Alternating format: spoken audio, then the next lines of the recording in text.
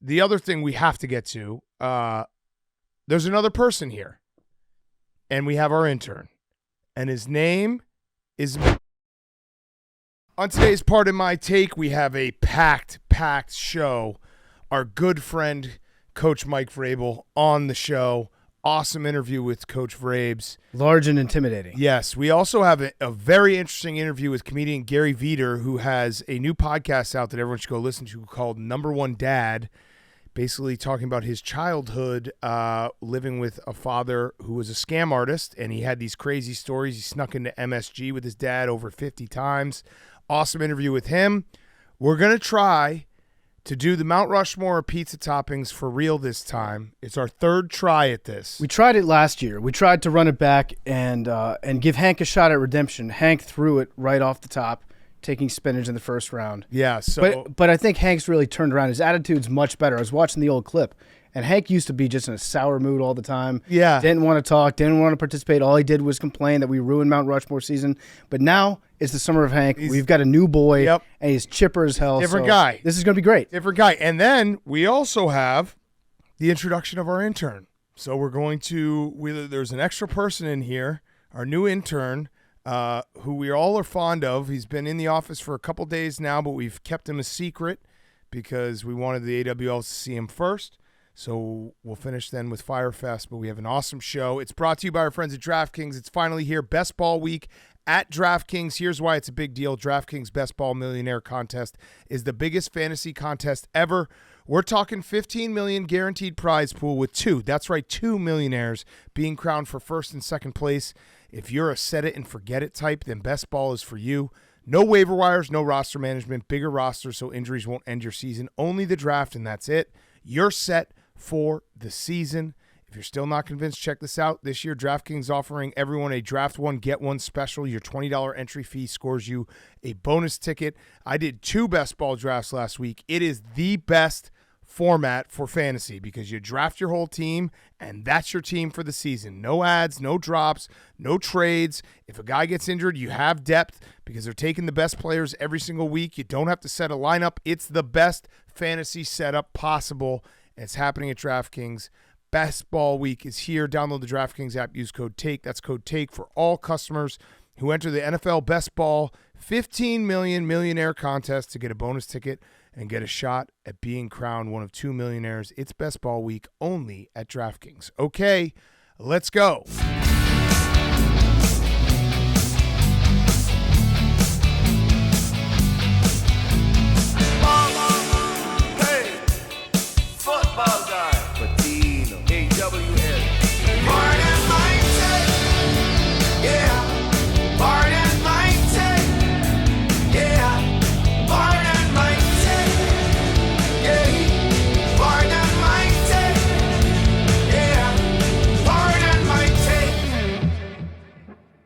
Welcome to Part of My Take, presented by DraftKings. Best Ball Week is here. Download the DraftKings app. Use code TAKE. That's code TAKE for all customers who enter the NFL Best Ball 15 million millionaire contest to get a bonus ticket and get a shot at being crowned one of 2 millionaires. It's Best Ball Week only on DraftKings. Today is Friday, July 19th, and my co-host looks like a poodle. I got the perm, baby. Yes. Got the perm. Finally, at long last. Now, I've wanted to pay this bet off for a long time. I was originally supposed to pay it off when I got the tattoo.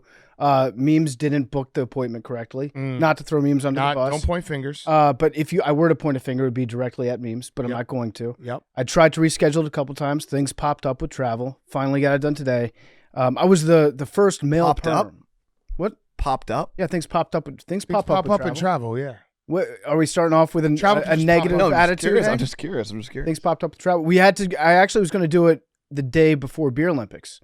But when we got kicked out, I scheduled it. Then we kicked ourselves back in. Yeah. Had to reschedule. You didn't know Super Bowl week was happening? Didn't know Super Bowl week. That blindsided me. Final Four also blindsided. Yep. I was the guy's first perm. Oh. So a guy in that salon had never done a perm on a guy before. Wait, was it his first perm or first? It was his first perm. First same-sex perm? First same-sex perm. First same-sex We're perm. doing it now. Perm is perm. Yep. In 2024. You look good. Thank you. Shout out to the people at Salon Sen. Nice. The Sen Salon up north in Boys Town. Love it. Great place to get a perm. It does smell though, with the stuff that they put in your hair. Yeah. They don't tell you about that. They really stink it up for a while. Yeah. I'd be honest, it looks like you just jumped in the ocean. Yeah, I mean, I've got curly hair anyway, so I told them use the tightest, smallest rods they could find. How long does it last? I think until I like wash it out. So tonight. Oh, tough, yeah. No, I'm not gonna wash it out. I can see why you put it off for so long. No, I didn't put it off, Hank. You missed it. Memes screwed it up. If you're wondering why Hank might be in a bad mood, is because I'm we're not, doing the Castle. Mount Rushmore of pizza toppings today for the third time. We've done it twice. The famous first time we threw it. Well, we didn't throw it. We were just trying to help our boy. Yeah. Second time, Hank threw it. Third time, we're going to do it for real. For real. Yeah. For real. Okay, so you got your perm. I kind of like it. Yeah, it looks good. I'll tell you what, cruising in the El Camino with a perm hanging out, yeah, it's a good look. You're basically a time traveler. I'm pretty much from 1970. Yeah. I'm living dazed and confused. Yeah, so we have a couple sports things to get to before we get to Mount Rushmore, but the other thing we have to get to, there's another person here, and we have our intern, and his name is Matt, or Matthew. Matthew? I'd prefer Matthew. Okay, great. Matthew? Okay, why would you prefer Matthew? I think I'm a little too fat for Matt. Okay. I think, Matt's, last 6 months they've probably gotten laid. Yeah, right. And you have not. Hey, you said it. Okay. Maybe you lose a couple pounds, then you lose the letters. Yeah. Then you'll just be Matha. But then what's the point? Yeah. Yeah, so You when you came in for the interview, we instantly fell in love with you. I'm a little disappointed that you're not wearing the suit again, because the suit that you wore was a good look. Yeah. It was a good look. I got it. I mean, I can bring it any day. Okay, so you got your one suit. Yeah, Matthew. We'll get your backstory real quick in a second, and we also gave you a task. Matthew blew us away. He came in, the wettest handshake of all time. Which, by the way, I don't know if you guys shook his hand on Wednesday's first day. Did, yeah. Still wet. Still wet. Always damp. Still wet. Still wet. He's our moist little boy. See, he had an upper lip that was just wet as could be. And then he sat down and we started talking. He is NBA Hole on Twitter. With a W. With a W. And we were asking about it. And he said that he had an NBA podcast called NBA Hole. But he then decided he was going to, equal time here. We're going to add the women's. So he became NBA Hole with the W. And then we asked if we could listen to his podcast. And we're like, hey, how many episodes have you done? And he's like, I've been doing it for a couple of years. I got over 200 episodes. Like, great, we'll listen to it. He said, well, I accidentally deleted over 200 of my episodes. So that right there was basically like, we need this guy. Yeah, we need you. We need you. That seems like the kind of guy that would fit in real well around here. Yeah, and then I think he also had did you have another podcast? Yeah, that also accidentally fell in the same category of waste. Okay. That one. But yeah, that one was more of like just a whatever floated my boat type of podcast. Okay. What does float your boat? Just whatever I'm in the mood for. Yeah. I'm a big, sports and those are my hobbies. Gambling, obviously. I'm a big horror movie fan, so I like to get into weird thoughts and which killer could kill me quicker. Okay. Type of thing. Which guy could I do I have a shot against? You know? Who do you have a shot against? Pennywise. Okay, But anyway, nice. You're ready with that. Yeah, Never seen it. No, you never need to. Is that IT? Yeah, Yeah. IT. Okay. That scared the Wow. fuck out of. I saw it way too young as a child. Like the that's- first one? Yeah. Yeah. And I shouldn't have seen that movie, and I saw it, and it was the scariest thing ever. All right, so Matthew, give us a backstory. Give us where are you from? What are you about? Yeah, what are you about? What were you doing before this? Just Yeah, I'm from Detroit. A little bit north of Detroit, more specifically, a small little town called Macomb. Okay. A high school. We got a lot of cougars out there because that's our high school name. Okay. And, a couple hot moms, but lot more young studs. We're gonna win a state title this year. Oh, you think so? oh. We were like first place in the state. Like what, a year, 2 years ago? You're saying it like we Well, know. We what don't sport? know. Yeah, what sport? Football, of course. Well, I'm hoping somebody else. So we're talking like the football team. They're going to win state this year in Michigan. That's the goal. That's Okay. the goal every year. I'm going to hold you that. I'm going to become very, very. I'm going to pay a lot of attention to Michigan high school football. Do it. You're going to be in it for a rude awakening. What, those you don't even know what team he roots for. Yeah, come on. What if he roots for Macomb? you're not gonna. No, I'm a Kalamazoo guy.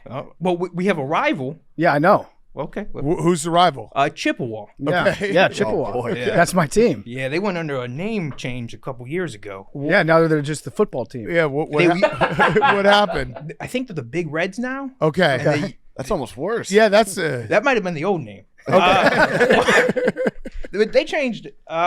They won this title in 2019, so we're we're falling behind them. Okay. So you're from north of Detroit, Michigan. Yeah, Did you go to college? not one bit. I took one English class once. Okay. Where? At a community college in Macomb. Okay. Why'd you take one class? Well, I just wanted to get it tested out, see how I could do in the college life, see how I was working, so just let's add one thing, see if I can manage a class, manage the extra hours. Couldn't. Okay. The extra hour? It was about an hour and a half. Extra. So what kind of jobs did you have after high school? So I've done, lots of odds and ends. A cook, prep cook, laborer, non-union.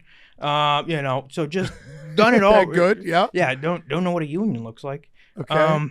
What does laborer mean? That seems Just like it like- could be anything. Exactly. That's Picking the, things that's up, the putting kicker. things down. Yeah, Giving birth? Yeah, putting some drywall, maybe, I'm the grunt work, so, Demo. up and down the stairs, I was the one carrying everything, so Randy didn't hurt his back type of thing. Yeah. And then, just helping, hold stuff, get this, nothing skillful. That sounds illegal. Well, Like, hey, hold this for me. no, Like, not, hold this like- bag for me. no, hold the ladder up Oh, so I can okay, walk, got it, so I got can it. install the light. Got you it. know? Got it. That type of hold. Okay. And yeah, just kind of stuff like that, just, I wouldn't say anything too skillful, but, yeah. We got to get you together with Jerry. Me and Jerry. Boy. Me and Jerry had a night last night. They are very good friends already. Okay. Yeah, you They remind share me a lot of interests. You remind me a lot of Jerry right off They the bat. share a lot of interests. How much money A are we lot gonna of have to political loan you? interests. Yeah. You're not gonna have to loan it. You're gonna have to earn it. Okay. All right. So the podcast that you started, NBA Hole. Yeah. I kind of want to just call you Hole. I I don't know. I like Matthew calling for him some Hole. reason. Hole But is yeah. good, I think. Whole math. we're just a nickname company, though. Like, Yeah. I need nicknames. I know, but it is feels like he's a Matt guy, and then Matthew's almost his nickname. It's our intern Hole. I think I'm going whole. Okay. I With- don't know, with the but W? That's so weird. Or just like our guy Hole. I mean, we call memes Yes, at But Tahoe he- is introducing himself to celebrities. Like, hey, what's up, Hank? And he goes, hey, I'm memes. But and the memes- people were just like, what? memes make sense. He's a memes guy. He's But saying memes to another human being is weird. Saying Yeah. whole, but that's the beauty of it. okay. All right. We'll work on it. Let's You not. have a kid named Pug. Also, Matt. Well, he's a dog. Matt and Max sound a lot alike. Matthew. That's what I'm saying. Matthew. I like Matthew. But okay, we'll figure it out. Let's not. We can't decide right now. No. Let's see how he goes. He's gonna do something stupid. So you started the podcast. What inspired you to start your own podcast? I just love sports, and I just I like a place to kind of go and talk about it, and kind of funnel it down into a place where I mean, I'll be honest, like I've listened to my own podcast like 2 to 3 times over. What? That's crazy. Yeah. I wanted to understand. Wait, so were you listening to your podcast so you had another podcast to listen to? Or were you making your podcast so you had another podcast No, to listen to? I was making it just so I could go back and listen to myself and learn how I like talked and my Oh, okay, beats that's and, good, like, yeah. and practice that so that it was like because I can sit there and hear somebody else talk and talk about I can sit there we go I can sit there and hear somebody else talk and do all that, but when it came to myself, I just wanted to actually understand how my beats and my emotions and at the end of the day, like you could talk, but then you're not listening back to what you Film. It's going over yeah. game Film. tape. All 22. Yeah, you're well, your own except for you when you self-critic. deleted it all. Well, listen, I already listened to it back twice, so Oh, I okay, had all there the you go. I had all the Yeah. information. Is there something that you listened back to that you changed about how you did the podcast? like I just like certain like in and out of topics, making like how I would transfer it from one topic to another, just making sure those transitions were a little bit better, understanding, making sure that like there was a little bit more of a beginning, middle, and end to my points, and not just a point that didn't know where it was going to fizzle out. So just kind of being a little bit more prepared for those things, not even necessarily writing it down, but just mentally knowing where to take that. Okay, so let's show everyone what you can do. So why don't you tell us your order of teams, like your fandom order of teams. You can do college as well, and then transition into the first thing we asked you to do, which was we want the top 10 current basketball players in the world. So that's NBA and WNBA combined. Okay. All right. Well, first off, I guess I'll give you my rundown of my teams. First off, as you can see, I'm repping them proudly, defending, reigning, undisputed, national champions of the college football world, the Michigan Wolverines. Okay. So the football team will go 1. Dan Campbell and the Detroit Lions are going to have to take a nice spot at number 2. Mm-hmm. Number 3, sadly, my loyalty goes out to Tommy Gores and the Detroit Pistons. Okay. 4, Dusty May, coming into Michigan Wolverine basketball. Okay. Taking them back. I like that. Fab Five is going to be fabulous once again. Okay. Yeah, then Tigers and Red Wings are they're at the bottom. They're tied down there. Are you a Michigan man? I'm a Michigan man at heart. What makes a Michigan man? Well, that's a good question. Hard work, and that's about it. Okay. What would you say to people who might call you a Walmart Wolverine? You're not a half wrong. Okay. Okay. I think that's a fair statement. Because I think at the end of the day, I think it's fair to say the Wolverines have a little bit of pride and prestige, and a lot of doctors and lawyers go there. Yeah. So when you never went to Michigan and you never even touched the university, but then you're sitting there saying, "Look at these boys. These are my boys." It feels a little, fucked up. I don't prescribe to the theory of the Walmart Wolverine. I think you should root for whoever you root for, That's what and it college doesn't football- fucking matter. If you were to say that about everyone that cheered for every SEC team, Yeah, it's stupid. Yeah, There's a it's level the of dumbest. prestige. Yeah, but gatekeeping that stuff is the dumbest thing in my mind. So, all right. So those are your teams. Oh yeah, and then but at the end of the day, but those teams are awesome. They are nowhere near as awesome as these 10 people in and out of the NBA and WNBA world. That was a great transition. You That was really a worked on great that. I can tell. transition. And last, we're going to start with number 10. The old man himself, the man who's done it before and he'll do it again, LeBron James. Do you think he's going to win another title? He could. Wait, are you a LeBron fan? I like excellence, Okay. Okay. and he's been excellent. Okay, so you are a LeBron. Yeah. Okay. Okay. For now. What do you think about him making the Lakers draft his son? It was disappointing. LeBron's a better person than that. And I think at the end of the day, sure, he's going to play with Bronny one day. But it's... I like that Like, you're give- disappointed. You're disappointed. like- Yeah. What about? I mean, I always You're say feeling a it. man who doesn't spend time with his family can never be a real man. Well, That's what I always say. Maybe he was trying to speedline that process Yeah. and bringing Bronny to his team. Yeah. So, just disappointing. Okay. Just, made me look at him differently as a father. Oh. That's what I was saying. Oh, okay. Yeah. Number 9, not a Are you a father. dad? No. Okay. And neither is this guy, I don't think. Joel Embiid. Okay. I think he Definitely is a he's father. 100% a father. 100% a father. All right. Arthur is the name of his son. Yeah. I got a dog named Arthur. So, All right, so he's What number kind 9. of dog? a Pomsky. What's that? Like a little That's the chief of staff for Coach O at LSU. Remember? Pomsky. Derek? a husky Pomeranian. Okay. Yes. Yeah, he's a little thing. Okay. Joel, 9, but at the end of the day, is he gonna do it? No. Number 8. I like how he did. That was a great sports broadcaster thing. You didn't even answer your own question. Is he going to do it? And then just go to the next one. Number 8, a guy who arguably maybe shouldn't be on this list. But You made it. that's why I'm arguing. Okay. You're arguing with yourself. Love this. But he's probably the best ball handler in the world. Magical, some say. Kyrie Irving. Whoa. Okay, yeah. I don't hate that. At the end of the day, if you want to win a game, he can help you do that. Turns out more than Joel. he was hurt at the end of last season. He just got surgery. Okay. Yeah, well. 8 is Kyrie. There's a lot of big names left. 7, Giannis Antetokounmpo. Okay. Good job. Yeah, a great Greek freak.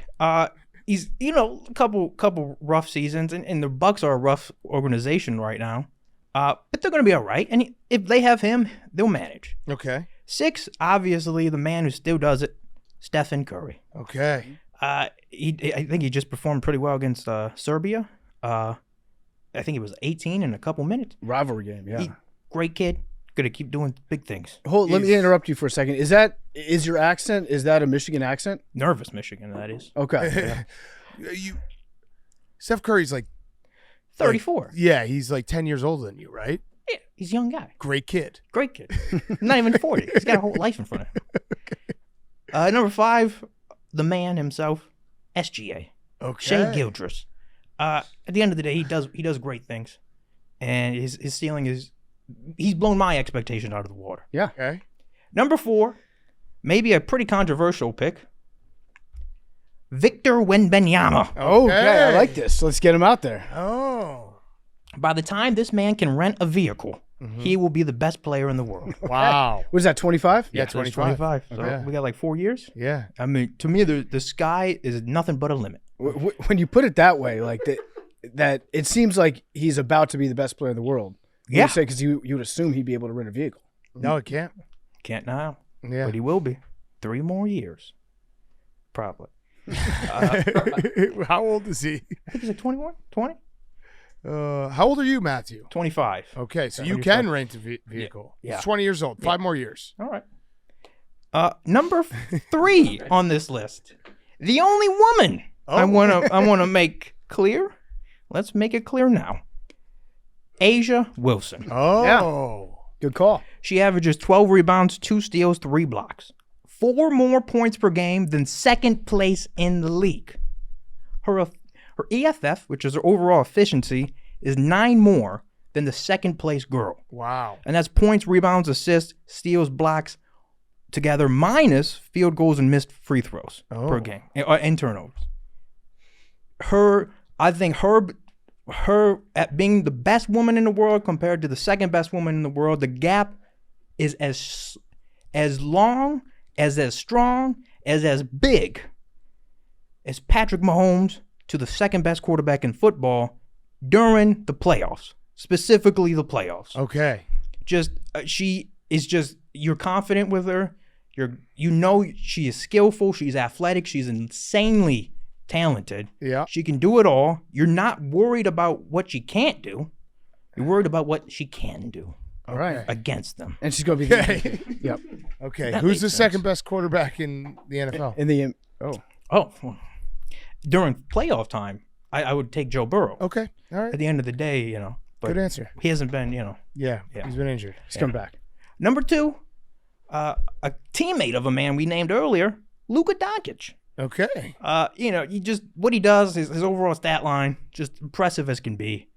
A little bit of a beer belly, but hey, I'm no one to talk. Mm-hmm. Same age. Number 1, Good kid. number 1, great kid. Number 1, the best player in the world, Nikola Jokic. Yep. Yeah. I like your list. This is a All right. solid top 10. At the end of the day, he's won, and Yeah. that's the difference between him and Luka. Yeah. World champion. And Yeah. you can argue Asia should be 2 because she has a title. Yeah. Yeah. So maybe I'm. Do you want to make that change? Sure. Okay. All right. Asia's number 2. Okay. All right. I like that. I can't find any holes, any gaps at all in that top 10 I list. wanted to be realistic. At the end of the day, Yeah. You have to be honest. there isn't going to because- be another 2 or 3 girls on this list. Yeah. Caitlin Clark fans can shut the hell up. Oh. With that being said, 19 assists, that was incredible. Incredible. Incredible. I haven't seen something like that since Kirk Heinrich in NBA 2K06. Oh. But yeah, that's a my good list. list. I would rank your list very highly. That's one Yeah. of the Thank top you very 10 much. top 10 lists I've heard this year. Yeah. Hopefully it's the best. Okay. All right. Anything else before we talk some other stuff? Hank, do you have any comment on that? No, I think the only one that I would take umbrage with would be SGA. Yeah. You're an umbrage taker. Who do you think should be on it? Well, I think there's a guy who's the same age. Jason Tatum He's is more, not in the more top All 10. NBA first teams. Jaylen Brown Better- is not in the top 10. More. Yeah, well, I heard your list. I know that. I'm just said if I were to take umbrage, it'd be with that. Yeah. More points per game, more rebounds per game, way more playoff wins. No NBA Anthony Edwards champion. either. But that's fine. Yeah. All right. So, and then you also said that you were working on Mount Rushmore ideas. Why don't you give us 2, Okay. and then we'll keep moving. By the way, Matthew said he was working on Mount Rushmore ideas. He came up with some. He found some and split them. I don't know what that means. Okay. But he found some and he split them. So one that got families to live with. The Mount Rushmore families to live. Like you could do sitcom families like Oh, the Griffins, or not like bad. the Hutchinson family. Yeah. And you just want to wake up next to good-looking people. Oh, Yeah. So families to live with or be from. I don't hate that one. yeah. That felt like that. Okay, so Hutchinson was right there with. It's a good family. Yeah. Okay. It's a Yeah. very good family. Yeah. No. Very good family. This is a good one. Missed shots. Oh, Mount Missed Rushmore shot? missed shots. it could be. Yeah, that's kind of wide You open. know, yeah, a lot of missed shots lately, I'd say. Oh. Yeah. Okay. Yeah. Yeah. Missed shots being up there. I also got fat guy sayings. Oh. Okay. I like that. I'll have I mean, every one draft seems is like stacked for Max and Big. I'll have another. Yeah. Are you gonna eat that? Yeah. You know. I could eat. Yeah. Yeah. I'm What's for not dinner full. tonight? Yeah. I like that. Can we have seconds? I hate pizza. I hate ice cream. That's what Max has been saying all week. Yeah. Yeah. Hank, how could you call us fat again? Another fat guy. What? No, or the one today. Jerry walked in and was like, "Oh, we got the big guys in here." Max goes, "What is that supposed to mean?" Damn, Max. But it Big wasn't- guy's okay. Yeah. I was calling you my big boy on Tuesday night. Yeah, that was good. Yeah, I said that's my big boy. The jersey was too small. Yeah. Okay, Matthew, we're excited to have you. Yeah, thank you. You'll be helping out as much as you can. Internship for the rest of the summer. Yeah. I was having one conversation with him yesterday that I told him to save for the show, and that I need to hear your Coach Doug's critiques. He started breaking it down. Breaking it down. He has a notebook. So I took notes on every game. Okay. Just general like philosophy stuff. Yeah. So it's actually just really impressive what you've managed to do. Oh, Feels like. Because somehow Oh. you performed worse on the second night. What? Even though you had more wins. Huh? Which is actually impressive. No, this is good. This is good. Win ugly. You threw. I want to make this very clear. 8 pick sixes last night. I played more games. You threw 16 interceptions. Yeah, I played more games. I played 5 games the first night. I played what, like 8 games the second night? You still threw 11 interceptions on the first night. Yeah. 3 of them pick sixes. Yeah. 4 touchdowns. Yeah. And I think these are all passing numbers, but I think there was only 3 touchdowns, and I give you an extra one because I felt bad. Okay. It was just honestly awful. Yeah. But I won. The Cal game, the first game, you threw 5 interceptions. Yeah. I mean, that's a horrible way to start a season. Yeah, that was mean- the first game that I played in the game. Yeah. These are long quarters, right? Yeah. These are Yeah. 10, 15-minute quarters. He should be running the ball more. Okay. I mean, that was the one thing I kept noticing is positive yards happen more times than not when the ball is in the ball carrier's hand. Yep. But then you throw the ball and shit doesn't go well. Yeah. No, and, you're right. And you were, the craziest part is on the second night, you were staying in the pocket more, but yet you were more inconsistent with your throw. So Okay. somehow you learned from your mistakes, but you didn't. I'm just so we're clear. I'm the offensive coordinator. I'm not playing the game. Right. Well, Like the players play the game. the play call hasn't been great either. Okay. You know, if we're going to Okay. get into it. Okay. But I did win. I turned the season around, won a bowl game, which you have yet to congratulate me on. Congratulations Thank you. on the best season Wazoo is going to have under you, Coach Doug's. Oh wow. I mean, the roster coming into next season Are you poopy stinks? is I'm realistic, Okay. and I'm wanted to root for you. Okay. But when you're missing reads, Yeah. I mean you could have beat Oregon. Yeah. Game 1 or that's what is it, second or third week? That you're talking about the first night though. Yeah, First night I but was again, bad. It added to the badness on night 2. Okay. If you won that game, sky's the limit. Yeah. You could have got a 3-star recruit. Yeah. Okay. I'll take that It was criticism. rough. Yeah. All right. That's fair. Listen, I'm a big boy. I'll be in the booth next season, and I'm excited. Okay. I'm rooting. I would love to see your notes after a game. I would love to get you, the feedback helps. Yeah, no, I think, you need to listen to your thoughts more. I feel like you're just doing things. Yeah. And No, you that's just- true. You just got to calm down, breathe, and take it one day at a time, one Yeah. play at a time. Yeah, that's facts. That's facts. Okay, so Matthew, I like that. Coming at Doug's. I like that. So you're going to be there. You'll watch the games, the streams. You're going to be with us for the rest of the summer. We'll see how it goes. We're excited to have you. And what else? Anything else for Matthew? No, I'm excited. I think we're going to have him be the world's first college football bracketologist. Yeah. Preseason. Yeah. So maybe next week. Yeah, next week. Next week, do your bracketology for the top 10 Yeah. Okay. or top And 12.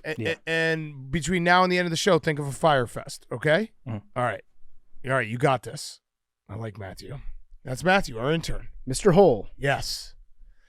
There's got to be some people who applied and they're like, the guy fucking deleted 200 podcasts, and that's how he got the job. I mean, that's I like that. We've got a guy whose only job is to press the button to publish the show. Yeah. Now we have a guy whose only job is to press the button to delete the show forever. Yeah. There are also the video with all of the interns that applied will be coming out shortly. Yeah, and you'll see Matthew did sweep us away. He was quite something. Yep. He had his suit on, and he looked. I think I called him John Candy, New Age John Candy. Yeah, like from you're Planes, watching- Trains, and Automobiles. Yeah, if you're watching right now, he's got a John Candy look that makes him very lovable. Mhm. So we're big Matthew guys. Okay, Sports World. Caleb Williams officially signed as a Bear. Was there a doubt that he was going to sign? Oh, Good question. that's funny, PFT, that you asked that. If you listen to the lamestream media, there was a doubt.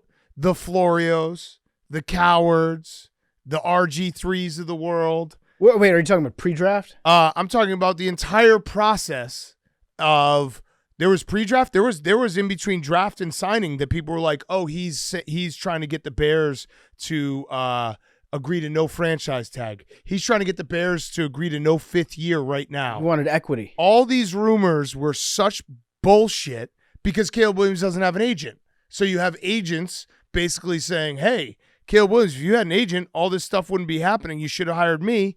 But Mike Florio, Colin Cowherd, RG3, the countless anonymous trolls, all who said that there was 0% chance that Caleb Williams was going to sign with the Bears, that he was going to force a trade, that he was going to demand ownership. Florio said he was going to play another season at USC. You all look like morons. Caleb Williams is officially signed as a Bear. We now have a window, and I would like an apology. I would hope Florio would be a big enough man to apologize. I don't expect it. Cowherd the same. Remember, Cowherd said his father said he's no chance he's going to go to Chicago.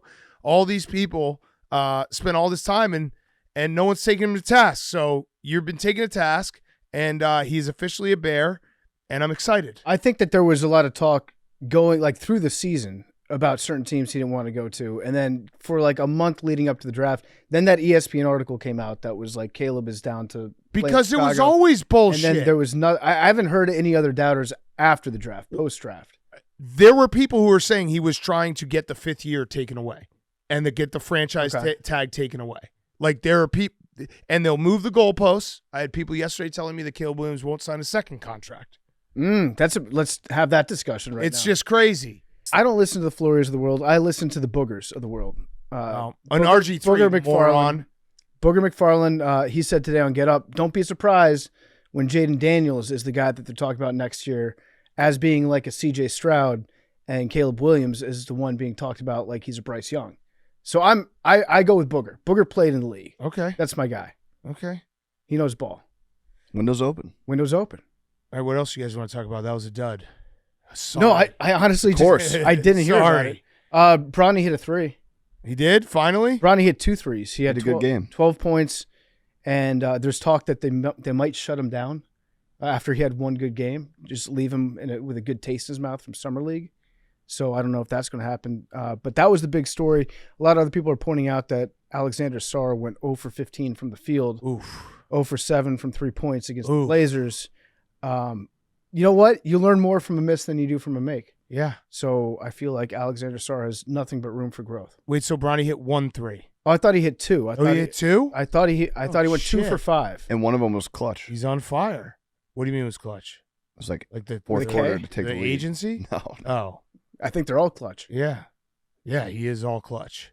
We also had the list, the top 100 athletes. We called it correctly. Serena Williams was number 1. Was she? Yep. Fucking nailed that We one. forgot it was about Phelps. Michael Phelps. Oh, no, it's Michael Phelps. Yeah. Sorry. Michael Phelps Oh. number 1. We forgot about Phelps. Serena was number 2. Okay, and then number 3, It was Messi, Okay, Messi. That which makes I like that. that makes sense. And then after that, Tom Brady. It was 2 Serena, 3 Messi, 4 LeBron, 5 Tom Brady, 6 Federer, 7 Simone Biles. Okay. We didn't have that on our radar. 8 Tiger Woods, 9 Usain Bolt, 10 Kobe Bryant. Interesting. Yeah. and then Novak, and then Nadal and Ronaldo. Oh, so interesting. Messi's way higher than Way Ronaldo. higher. Way higher. Where was Djokovic? Djokovic was 10. Did they have any horses on the list? I don't think they had any horses on the list. Null and void. I do not think they had any horses on the list. Steph was 14. Katie Ledecky 15. Yeah, they did a good job of switching it up on us because we thought it was going to be Serena, and then they went with the Phelps. Forgot about Phelps. We also had Sam Pittman, Arkansas coach.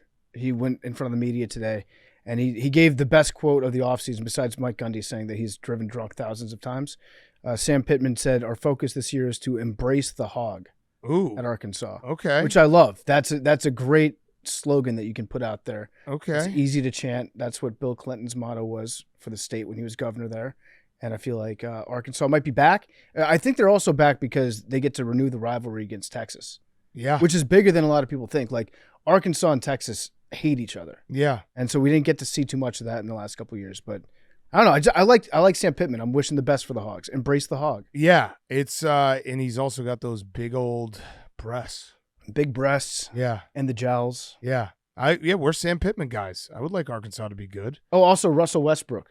He's in the news today. Yeah, what happened with him? So he was traded to the Utah Jazz again, and they're going to buy out his contract again. He just gets he's got the best career ever. So this is 2 years in a row where he will be on the Utah Jazz. I don't think they ever even thought about making a jersey for him. They should really do a retirement video for him. Yeah, a welcome back. They should do it. Yeah, a welcome home video. He went to the Nuggets today. Yeah, so he went to the Jazz. Okay. They bought the contract out. Oh, I don't like him. And then he goes to the Nuggets. I don't like that fit on the Nuggets either. Yeah, I don't like that on the Nuggets. Huh. Okay, and then we had the Open Championship. Victor Hovland sucks. Yeah, tough course. That was a bad decision by us with the whole death thing, and we're like, oh, maybe this will be. And then he was eating ice cream. That sucked. Yeah, this is a tough course. We saw a couple people. I think Morikawa did it where he hit a bunker shot, and it just went around the bunker and came back in the bunker. I saw that a couple times. Those are fun. Bryson's basically out. Ludwig's basically out. Yeah. Tiger's definitely out. He had that one birdie, though, which was sick. Yeah. And then Brooks had like a 4-hole span where it looked like Brooks is alive. Brooks is alive. Brooks is dialed right now. And Bryson also had a moment where he corrected a reporter's English, but Bryson was wrong. I don't know if you guys saw. No, I didn't see that. He said incalculable. Yeah. The reporter, I believe. Hold on, let me get the clip. I think the reporter said incalculable, and he said it's actually incalculatable or whatever. Incalculatable? Yeah. Hold on. Ready? There's not that many. There's a couple. Yeah, there's a couple, but not that many. Many things that are maybe incalculable. And he got to give a look to it. Uncalculatable might be a word. I don't know. But yeah, incalculable is the word. Incalculatable. I love the idea of Bryson just correcting people and being wrong, though. That's good. I like that. Good for Yeah. Did you see the plants? The bourse? Is that what it's called? Yeah, that's what Shane Baker that Shane was telling us Yeah, about. yeah. Have you seen the pictures of it? Yeah. It's fucking gnarly. Yeah. It is crazy. It doesn't. I know that like links golf is supposed to be the best golf, and everyone wants to go to, the UK to play it, but it just never seems fun. No. When I watch it, I'm like, what? The wind is always blowing. It's overcast. There's huge bunkers. It just doesn't seem fun. Yeah, and the courses look like they were just like bombed out in World War II. Yeah. They never repaired them. Yeah. It looks like the worst event to go to as a fan, as a spectator. Yeah. Just sitting out in the rain and the wind the whole time. Yeah, but you guys love the course. I do, but I'm just saying it for like The course is There's the course is fighting. correct. but No, there's- these are good things for the course. yeah. I'm talking about like the experience of being out there in person. The course, like when I watch the Masters, I'm like, man, I wish I could go play Augusta. That looks incredible. When I watch the British Open, I'm like, I don't know if I'd want to play that. And obviously I'm not a big golfer, so I get it. It's incredible for golfers, but like it looks miserable in the fact that if I ever got in that bunker, I'd never get out. Ever. In a million years. It's cheap over there. Golf is cheap over there, which seems Whoa. appealing. Well, I mean, but you have to fly over there. Yeah, but if you're right, that's true. How cheap is it? Like $50, $100. But the flight I'm saying though, like that. and the hotel. Hank's thinking about moving. No, I'm not saying. I just think that's a nice thing. Like golf is for the people. It's for the people. Mhm. Should we take a trip? I'd be down Great Week. Yeah. We're throwing that out there. Yeah. Do you think you can golf right now? I can't. No. Oh no, He can't eat ice cream. Fyre Fest. Yeah, it's bad. Oh no, Hank. Sacrifice. You do sacrifice for us constantly. The team needed me, and I didn't want to back out. Yeah. What? I agree with you. You did. You were awesome on home run derbies. You didn't want to back out. No, I didn't. I wanted to, but I knew I couldn't. Hank was very good. Stand-up guy. Yeah. No, he was fucking awesome. He had a great swing. Okay, anything else? Brandon Ayuk demanded a trade.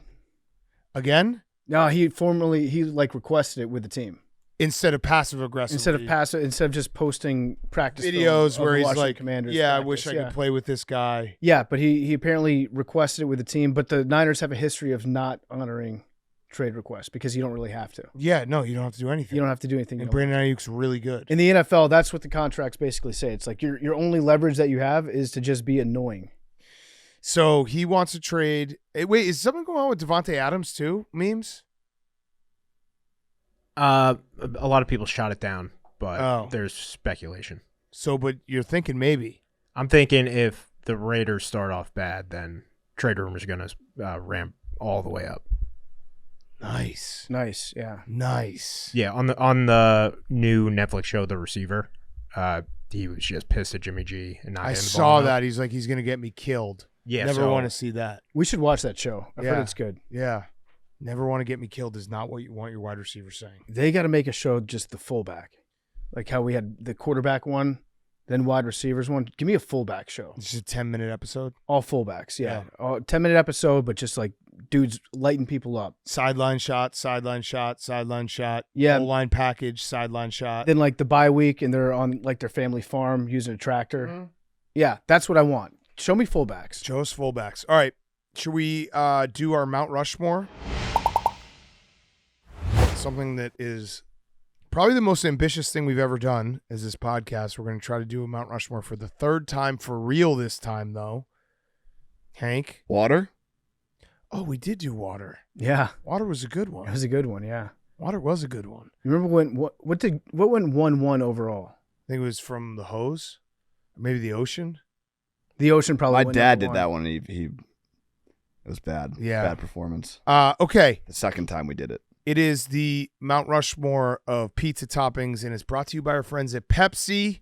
Saucy, stretchy, gooey, crunchy, messy. Pepsi is an essential part of the most undeniably delicious food moments. Let's face it, Pepsi just makes every bite better.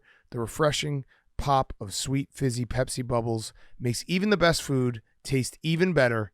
Grab a Pepsi Zero Sugar for your next meal, as every crave-worthy bite is better with Pepsi. We love Pepsi. I was actually drinking a cherry Pepsi earlier today. So good. They gave us the old plastic cups, the hard plastic cups. Delicious. So every meal is better with a Pepsi, especially pizza. And we are going to do the Mount Rushmore of pizza toppings for real this time. Hank, are you going to participate?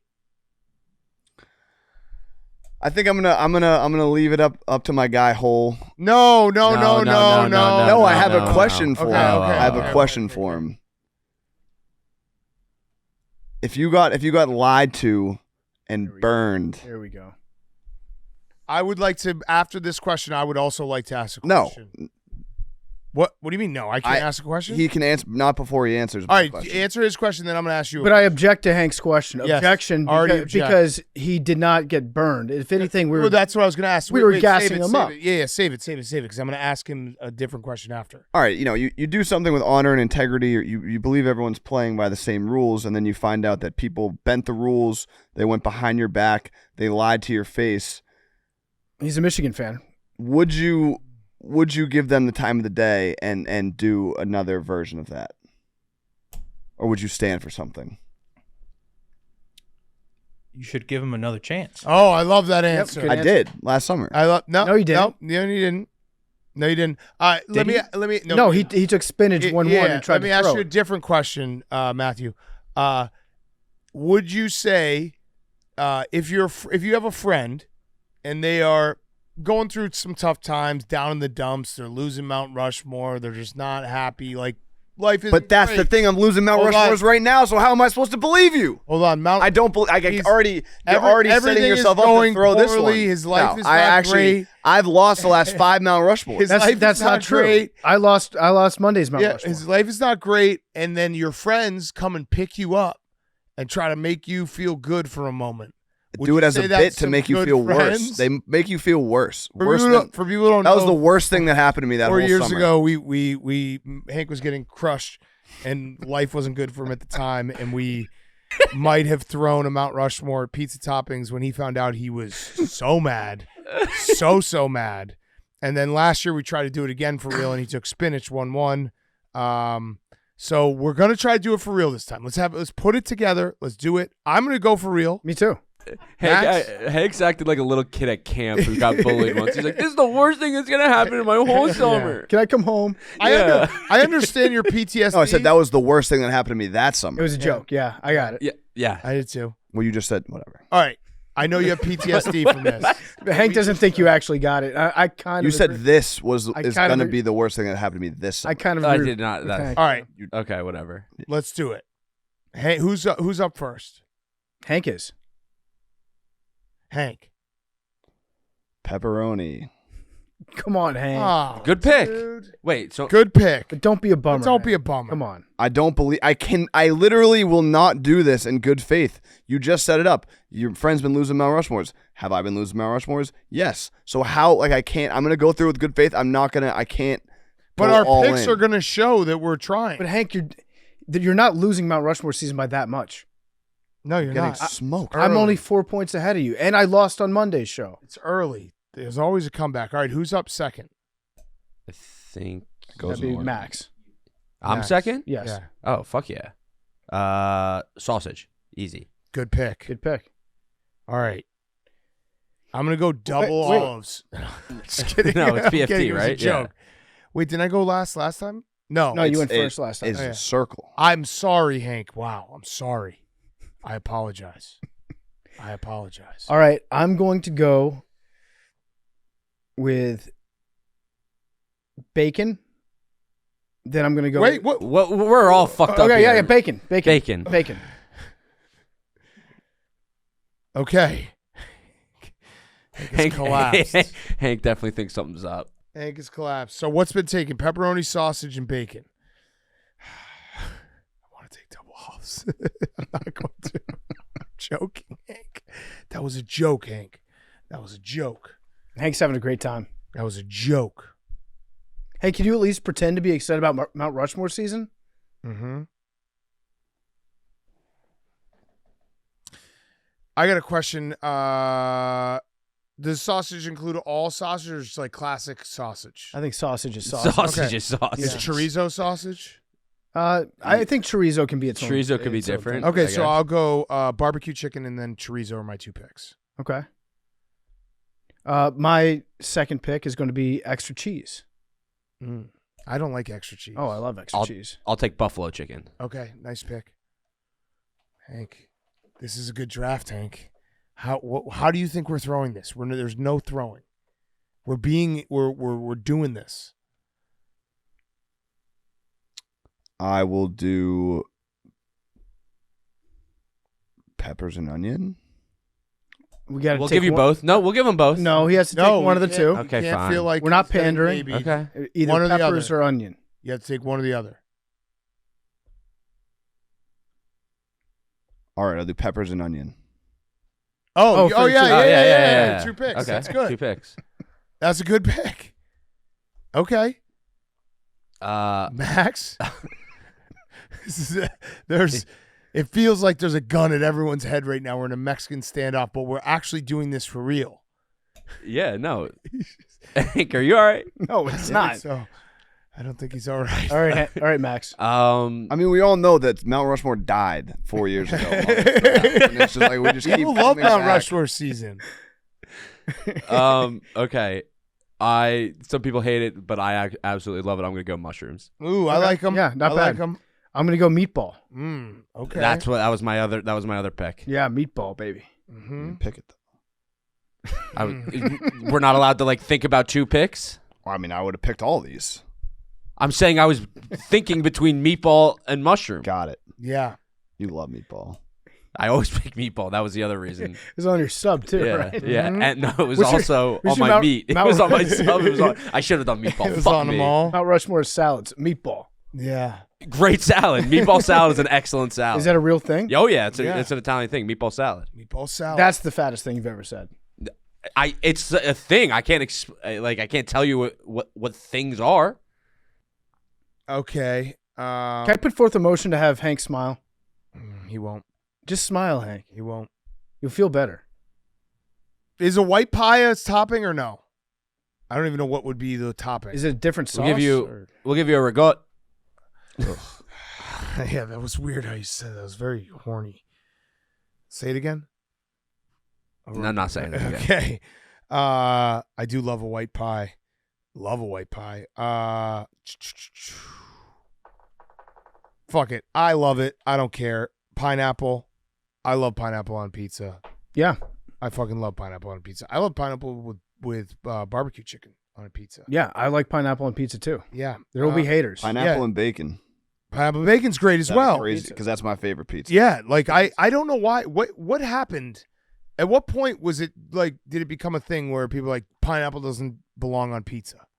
I personally don't like pineapple on pizza, but I don't mind people that do. Yeah, but it's just like it's I'm one not of gonna, those things. fight Like someone on it. it's kind of like mayo. When mayo just got a bad rap for no Yeah. reason. You gotta, if you're doing like a big order, get one of them that's got the Yeah. pineapple on there. Yeah, of course. And then I'll go with a prosciutto. Okay. My last pick. I'm going to go in a nod to the margarita pizza. Basil. Yep, good pick. Fresh basil. Good Get a little pick. fresh basil on there. Fresh basil, mozzarella, tomato. That's really all you need. Yep, it's a good pick. I'm gonna go with a sopressata. I think I like it better than a pepperoni, and it's kind of similar. But Oh, I'm gonna yeah. go with sopressata. I don't think I've ever had sopressata Oh, it's pizza. good. It's really good. Oh, I forgot one. Fuck. I have another one I that forgot one. Oh, I'm so mad at myself. Can I ask Cole for a recommendation? Yeah, his name's Matthew. I don't know if Hole sounds so weird, but I understand we do nicknames. Should I go meat or cheese? Meat. Taco meat. You asked him if you should go meat or cheese. Yeah. Come on. He's gonna say meat. Taco taco meat. It's not bad. Yeah. I've had a taco pizza before. That's a good pick. I totally Gonna go forgot. burrata. Oh, Burrata's a good one. Burrata would have been much better than taco. meat. Burrato's a Thanks, great fucking one. Yeah. Thanks, Matthew. Oh, Matthew, Piece of shit. you ruined it. Would you guys have accepted hot honey? Yep, I was I was gonna- thinking that- the same thing. that was the one I we forgot. all okay. That we was the all one were I thinking forgot. this- Yeah. It's because when you said sopressata, I was Yes. like hot honey. Yeah. God So damn it. that's the exact thing that was going through my head. I was like, that could be like a drizzle. I don't know if that's necessarily a No, topping. that I'll is. just go with sopressata. I'm mad at but myself. hot honey Yeah, was me what I too. was thinking as well. I'm mad at myself. All right, what got left off? I like, and this is more. You do it with the prosciutto, but an egg on the pizza is pretty good. You guys ever get that? Never I've never had that. In the middle. Never had. Oh, I it's don't know great. about- No, you don't like it, Matthew? No. That was I'll get you Yeah. guys one. I order from a place that it's prosciutto and there's an egg in the middle and it's fucking delicious. I actually like the pizzas with like the prosciutto and the arugula on Yeah, top of yeah. as well. So arugula is another one I like. Jalapeno. Could have Yeah. put that on there. Jalapeno Yeah, on a pizza is pretty good jalapeno. too. Yeah. I hadn't had it till I've been out here, but sausage like jardiniere is really good. Yep. Yeah, I've it never is. had Jardinières are jardiniere really before. good on It's pizza. regional, but it's good. It's really good. If I get like a tavern style pizza, With get one with sausage. jardiniere. Probably the fattest thing you can do, but I fucking love it. It's the pizza place in Madison, Ian's, which actually they have one. Demos is the name of it. It's in Chicago as well. Macaroni. Yep, I had that Macaroni in on a pie. college. They Yeah. they have that So at good. what's the name of the pizza buffet place? Pizza Hut? Little Caesars? Cece's. Cece's Pizza Nice. Buffet. There you go, Matthew. Nice job, Hole.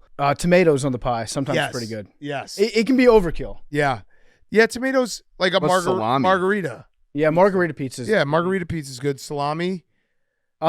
Trust Tree. I used to work at a place that had like it wasn't great pizza, but it was an Italian place with like the oven style thin, and they had a really good like salami and like hot honey pizza. Yeah. Mm. Are we in the I want Trust pizza. Tree? But I haven't ordered it. Like it's not something I would order. I want pizza real bad right now. Tell you guys something. Being totally honest, Yeah. I don't mind anchovies. I don't like them. I don't mind it at all. I almost never get a pizza with anchovies on it, but when there's like a little bit of anchovies as a treat, they just taste like salty. They don't taste fishy at all. It's just so hard to do that because you just can't. You need like buy-in from like 3 people. Yeah, if I'm like by myself once every couple years, just as a treat, get half of it with anchovies on it. Yeah. I had a Personal chicken pizza. Caesar slice at my college pizza place. That was good.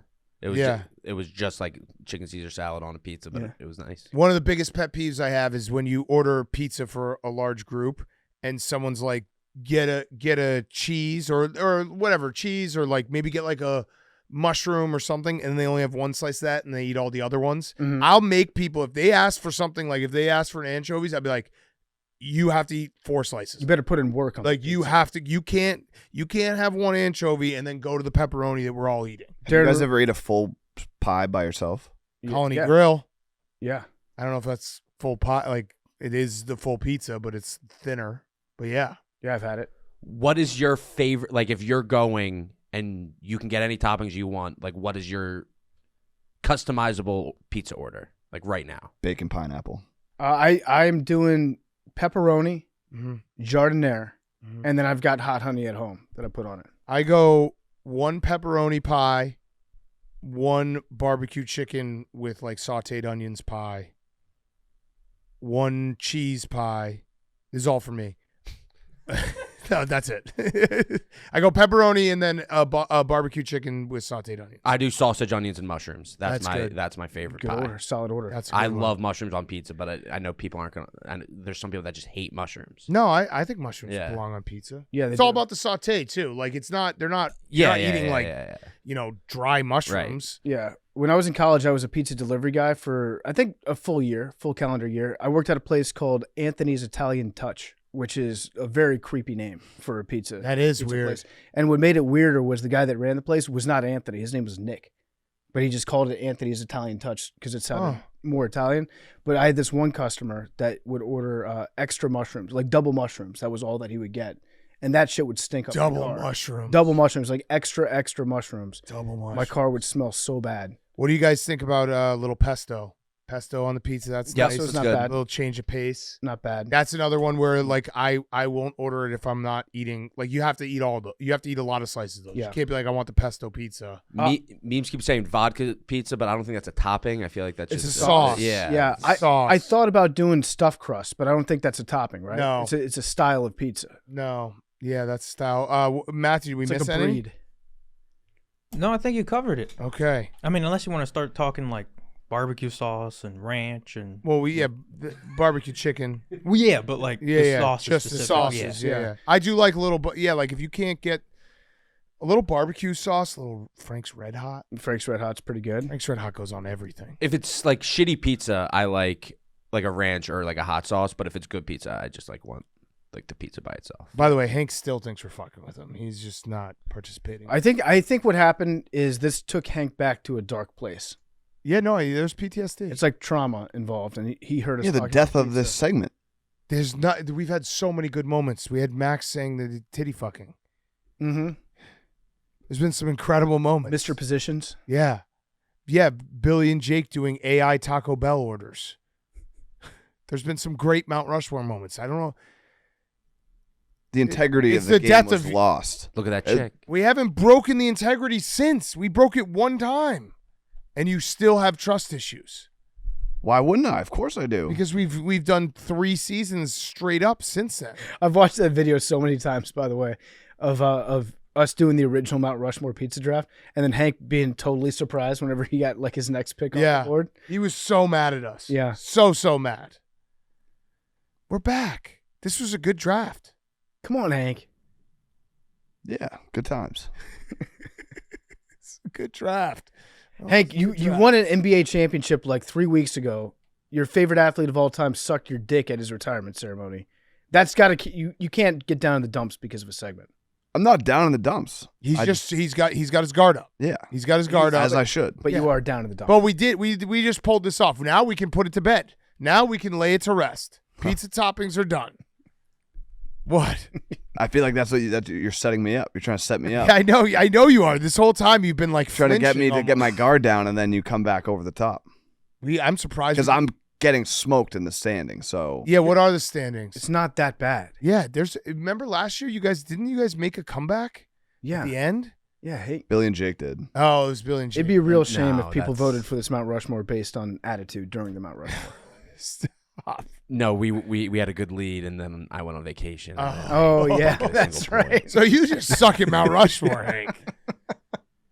That's all it is. Yeah. I feel like you always have like two good picks. I tried to blame the team. I had the team angle for a while. Yeah, That's kind There's of nobody that's left to not blame working. now, though. Yeah, it's all right. It's a long season. it is a long season. Yeah, we got a lot of Mount Rushmore left.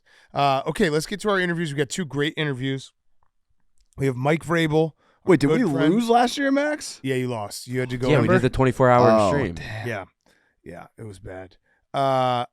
We have Mike Vrabel, and then we have an awesome interview with comedian Gary Vider, who has a crazy, crazy story about his life with his dad growing up, who's a scam artist. Insane stories, and it's brought to you by our friends at Coors Light. The perfect summer playlist may be elusive, but one thing is for sure, it gets better when it's enjoyed with the cold Coors Light, because music plus Coors Light equals chill amplified. Coors Light is the only choice when you're ready to choose chill. When you embrace a chill mindset, it's a good time to choose chill and crack open a Coors Light. Amplify your chill this summer with Coors Light. Choose chill. Choose Coors Light. Go to CoorsLight.com/summermusic to see how Coors Light can amplify your summer. And be sure to keep an eye out on Coors Light's social handles all summer long for more exciting announcements. Celebrate responsibly. Coors Brewing Company, Golden, Colorado. We love Coors Light. It is the greatest beer ever created. Coors Light. Go check it out now. It's summertime. It's Coors Light time. The mountains on the cans and the bottles turn blue. It is the coldest beer out there. It is Coors Light. That's why we're on Chill Week with Coors Light. So we love Coors Light, and you should love Coors Light too. We're also brought to you by our friends at Game Time. Game Time, go right now. You can get tickets at Game Time, the exclusive ticketing partner of Barstool Sports. If you want to go to the Cubs game today, they play at 1:20 Central Time, $46 to get in. Cubs versus Diamondbacks. That's right, with Game Time, the official ticketing partner of Barstool Sports. You shouldn't have to worry when you buy tickets to your next big event. Game Time is a fast and easy way to buy tickets to all the sports, music, comedy, and theater events near you. They have flash deals for sudden discounts, zone deals for when you're feeling flexible, and their lowest price guarantee means that if you can find the same seats for less anywhere else, Game Time will credit you 110% of the difference. Game Time is the best place for last-minute seats with up to 60% off your favorite events. What are you waiting for? I'm going to buy those Cubs tickets. Maybe give them to Pug right now with Game Time. Take the guesswork out of buying tickets with Game Time. Download the Game Time app. Create an account and use code PMT for $20 off your first purchase. Terms apply. Download the Game Time app today. Last-minute tickets, lowest price guaranteed. Okay, here he is, Mike Vrabel. Okay, we now welcome on a very, very, very, very special guest. One more very. Very, one of our dear friends. It is a Chill Week interview presented by Coors Light and Chevy Silverado. One of our dear friends, recently retired NFL head coach Mike Vrabel. You can't fire me. I quit. I was going to say the recently retired, but then I realized you have a job. I have a great job. I asked Kevin Stefanski, the coach of the Cleveland Browns, what is Vrabes doing for you? And he said he's scout team middle linebacker. So that's what you're doing for the Browns. Partly. Yeah. Anything they need help with and anything I can do to learn. It's been awesome. You were actually putting on the pads, right? You were doing like kickoff return. Yeah, just helping. You know what I mean? Bubba Ventrone's a special teams coordinator. Bubba was a rookie when I was with the Patriots. And so we would take Bubba and his girlfriend, his wife at the time now his girlfriend Katie, we'd take these rookies to dinner or whatever. And so Bubba now is a special teams coordinator, so it was an easy transition to help on special teams. I've played a lot of those positions. I've coached them and helped Kevin and Andrew and the Browns and the Haslam family however I can. Wait, you just said whatever I could do to learn? Yeah. I mean, that's actually a pretty crazy. It's cool and also crazy thing to say. You're a very good NFL head coach that is in a transition period where you're going to be an NFL head coach again, and you're like, I'm back to learning. Well, I think like anything else, you guys look at podcasts. There's a million podcasts. Well, there's a lot of ways to coach football. There's 31 other teams, head coaches. There's coordinators. There's guys that have been other places. Andrew Berry, his personnel staff, how they go through draft prep, how they, integrate analytics and how they communicate with the coaches and all that stuff that I'm trying to learn and be a part of. And, it kind of worked out for them and for me especially. And so that's what I've tried to do. That's a super mature way to look at it. When you relate it to podcasting, it's like we should send Hank off to another podcast to learn. Yeah, we should learn. We should send him to politicking. When we were at Ohio State, Urban Meyer was like, whatever Alabama's doing, if they have 50 people in recruiting, we need 51. Right. And if they have this, then we need to have one more. Like, that's how he looked at it. And so you're always trying to figure out what everybody else is doing that's successful and try to figure something out. So you're a consultant for the Browns, right? Is that your official title? Yes. That's an awesome title. Coaching and personnel consultant. It seems like you do like whatever is needed, or are you coming up with like your own initiatives? You have to be like a self-starter. I think there's a lot of leeway there. I think the first thing I want to do is help Kevin wherever I can. I've got a lot of respect for him. I think he's done an unbelievable job. Yeah. Is help and support him wherever if he has questions or he wants to bounce something off of me. And then I thought it was a great idea. He's like, we have a pretty new offensive staff. A lot of guys that have transitioned on to other places, and now we've hired some really good coaches that are new to Cleveland. Why don't you hang out on the offensive side and give a defensive perspective? Tommy Rees, former quarterback at Notre Dame, Alabama coordinator, and he's coaching tight ends. So he's like, why don't you work with Tommy and the tight ends? And so I played a little tight end in my day. It's not a bad. Yeah. Ooh, maybe Myles Garrett at tight end this year. Yeah. I mean, you can't stop that. It's July. You can't stop it. So anyways, that's been really cool to have that perspective on offense, which, having, 6 years as a head coach in Tennessee, there's plenty of offense that I was doing and understood and communicated with. So that's what I've been doing. So do you think Stefanski's going to have you address the team in the Mike Vrabel situational spot this year during the season? Potentially. I mean, we've discussed it. I put tapes together for Kevin and things that they've done, things that we've done, things that people around the league have done. Showed it to him. He's got a great group there. And so we sat, a few mornings and went through the tape. And what you try to do situationally is you try to take all these clips and you try to, consolidate it down so that you can show the team, you can show the quarterback, so that everybody sees it through the same set of eyes. They're not going to be able to watch 3,000 clips in the last 45 seconds of the first half and the last 45 seconds of the game. So you're like, okay, that's a good one.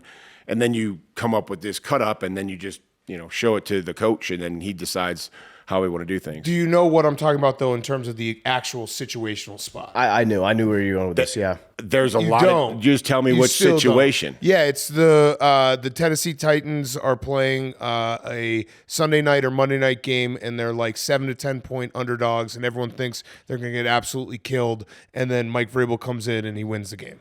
We did that quite a few times. Yeah, that seemed like every game we won pretty much seemed like that. Anytime the Titans were like consensus written off as they got no chance in this game, you guys would win out. Decent money line play. Yeah, very good. Right. So like that's I don't know how you did it. It really was more than just a couple times where it became something that I almost expected, where it's like if their backs are against the wall and people think that they got no chance, Vrabel's going to figure out a way to get this team to play their best football. Here's what I say. You guys have a team. You guys have an operation. You're very good at what you do. Early on, maybe a few years ago, you're like, we're going to make this switch, and it's going to work, and our shit's going to take off, and we're gonna nail this. We're going to figure it out, whatever that was, whether that was with Dave or you guys. And so early on, I forget what it was, 2018, we said so. It was like, I think it was the second game. We were playing Houston. And they were rolling. They were good. Deshaun was down there. We had nobody. Everybody got hurt in Miami. We had like our practice squad tackles. Marcus got hurt. And it was like, how are we going to win? Well, we faked a punt. We threw a punt to Byard for a touchdown. I was like, we're going to stand in the huddle for 38 seconds. We're going to run to the line, snap it. We're going to go wildcat with Derek. I mean, we did all. And so I was like, the night before the game, I was like 40, 17, and 2. I was like, we got to run the ball 40 times.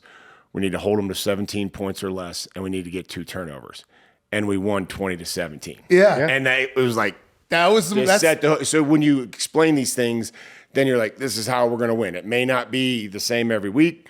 It may not always work, but this was the plan. And I think if you can do those things and then the people around you see it work, they're like, okay, well, we'll give it another try and see how it goes. So you had a specific plan like that when you would go into a game where maybe your team didn't match up 100%, like talent for talent. You know, if you play this game 100 times, you're not going to win 50% of them. But you had that plan of, hey, if we can muck it up and do these 3 things. Reserve the right to punt. We played the 49ers and, we came out, said reserve the right to punt. It was back and forth. We took care of the ball.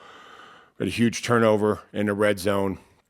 And then Jimmy came out. I think it was the first play of the second half, and we had gone from playing all zone. We switched it up. We played man. He kind of chunked the ball.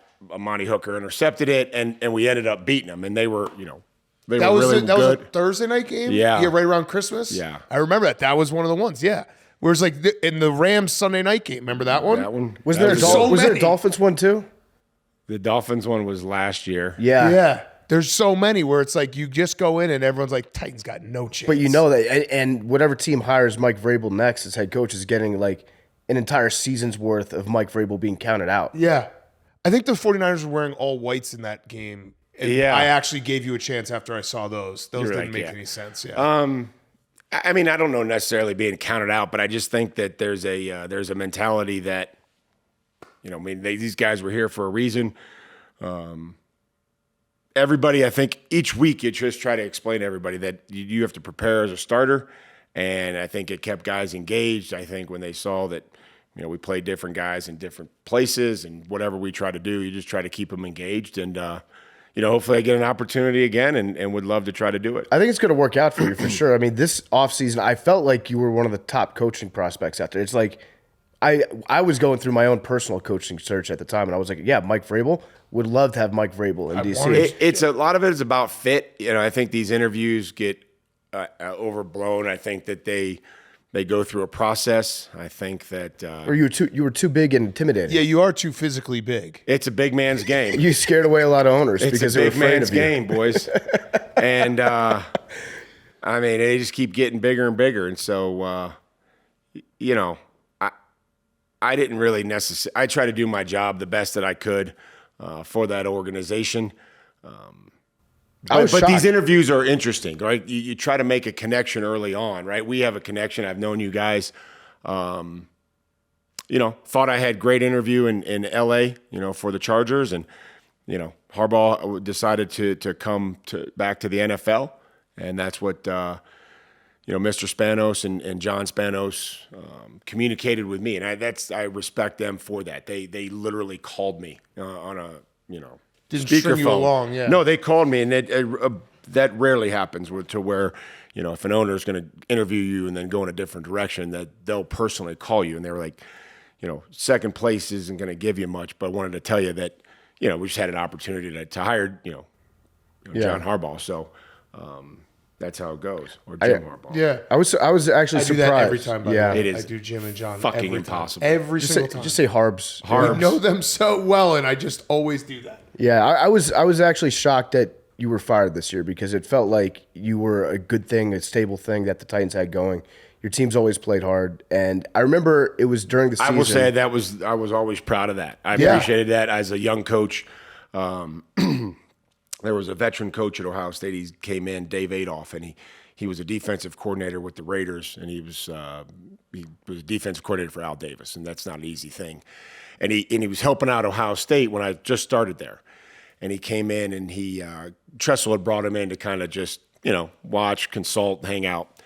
But good football coach. And he's since passed away, but he said, man, your guys play hard. Yeah. And that didn't realize how good that felt when he said, your guys play hard. And so I always try to carry that through, and I figured it was the contract that you made for the team, with the team. Yeah. You individually, that's the contract that you make with the football team, is that you're going to play your ass off. But that I really do think the way, if you can get your team to play hard in the NFL, I think it actually is worth, consistently, week in and week out, I do think it's worth a win or two at the end of the season. Yeah, and then if you're worth a broke one, then you got a chance to win. Yeah, You know what I mean? right. It's like if you 'Cause they're play t- hard, you're going to be in the game. Right. There are teams that you can see like, oh, they're just not. They don't bring it to the other team at week in and week out.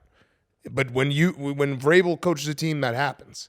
Well, let's hope so. Yeah. We should hire him right now. Yeah, you want to coach our podcast? We don't have a head Special coach. consultant. I mean, if I can't beat out one of these guys, Yeah, then we you got could problems. definitely. Yeah. Yeah. Name He your forgot title. to hit record on the camera yesterday. The coffee. Yeah. Did we get the coffee? Yeah. Well, Hank, he's slow. Yeah. So all right. So would you ever coach college? I'm not going to say never, but it's certainly turned into a different game. I talked to, Coach Fickell. Yeah. You got to be a huge fan. Are you going to go up there and have him on or no? Yeah, we've had him on. Oh, good. But I saw him when I was up there in the spring, and I'm going to go up. For Are a game you this year. are you contributing to the NIL? I've been telling them. No, I I'll like tell you that. the Put 'em answer. on the spot. I'll tell you the answer. I've told them, find me a really good player, and I will do a Stella Blue Coffee NIL deal that's bigger than like just Luke, giving I them hope a you're little- hearing this. We'll And call I've Luke told, right I told now. the basketball team, I told the football team, but figure out, like, you bring the player to me and be like, hey, we're this close to this guy. Can you help? And I'm in. And I'm bring not in gonna bring in the closer. Yeah, I'm not going to just write like 10 You grand. don't trust. I'm just not going to write a 10 grand check 10 grand, and just 10 be like, hold on, oh, 10 I see where it goes. 10 grand's not going to get you a Nothing. player. Right, Yeah, exactly, You're right. not gonna get- I want to You're actually not going to get a player for 10 I want to grand. actually have like an impact where, like, if you just give money to like a collective, it's like, where's this going to go? Who It's knows? going to go to the players. But But anyways, I want I'm the not- I five don't star. know. Like Luke and I have had conversations about this, about how do you want to structure that money that you have that you're allocated for Right. each team? Your salary cap, is it going to be this group of incoming freshmen that I would consider rookies Right. that you're not really sure on, and what's the hit rate? Are you going to try to develop your own team and then re-sign your own guys, or are you going to live in the portal and that's free agency? And again, those are 6-month rentals. Guys are coming in and then they're out. There's a lot about coaching college football that's not about coaching football at all. And I feel like it would be, you could have more success, I think, translating from the NFL to college than you would going the other way around. But also at the same time, if you're an NFL coach, I don't see like why that would appeal to you. You have to work so much more. Well, there is a lot of, you in the summer, I mean, you'll be sitting at baseball games, or you'll be sitting at things, and kids will call and say, hey, coach, I'm 30 minutes from campus. And you're like, I mean, there was a guy from Georgia. I was at one of the kids' baseball games when I was coaching at Ohio State, and he was making the Notre Dame, the Michigan, Ohio State loop like in the summer. And he went to high school like an hour from Georgia, and I'm thinking, there isn't a chance in hell this guy's coming to Ohio State. But I've got to come in there, open up the stadium, go Bucks, and I'm thinking, just go on down there and commit to Georgia. Yeah. And it's chasing. And he did. Yeah, right. Of course, he did. So do you think Coach Fickell's? I mean, I'm very bullish on this season. I think it's a tough schedule.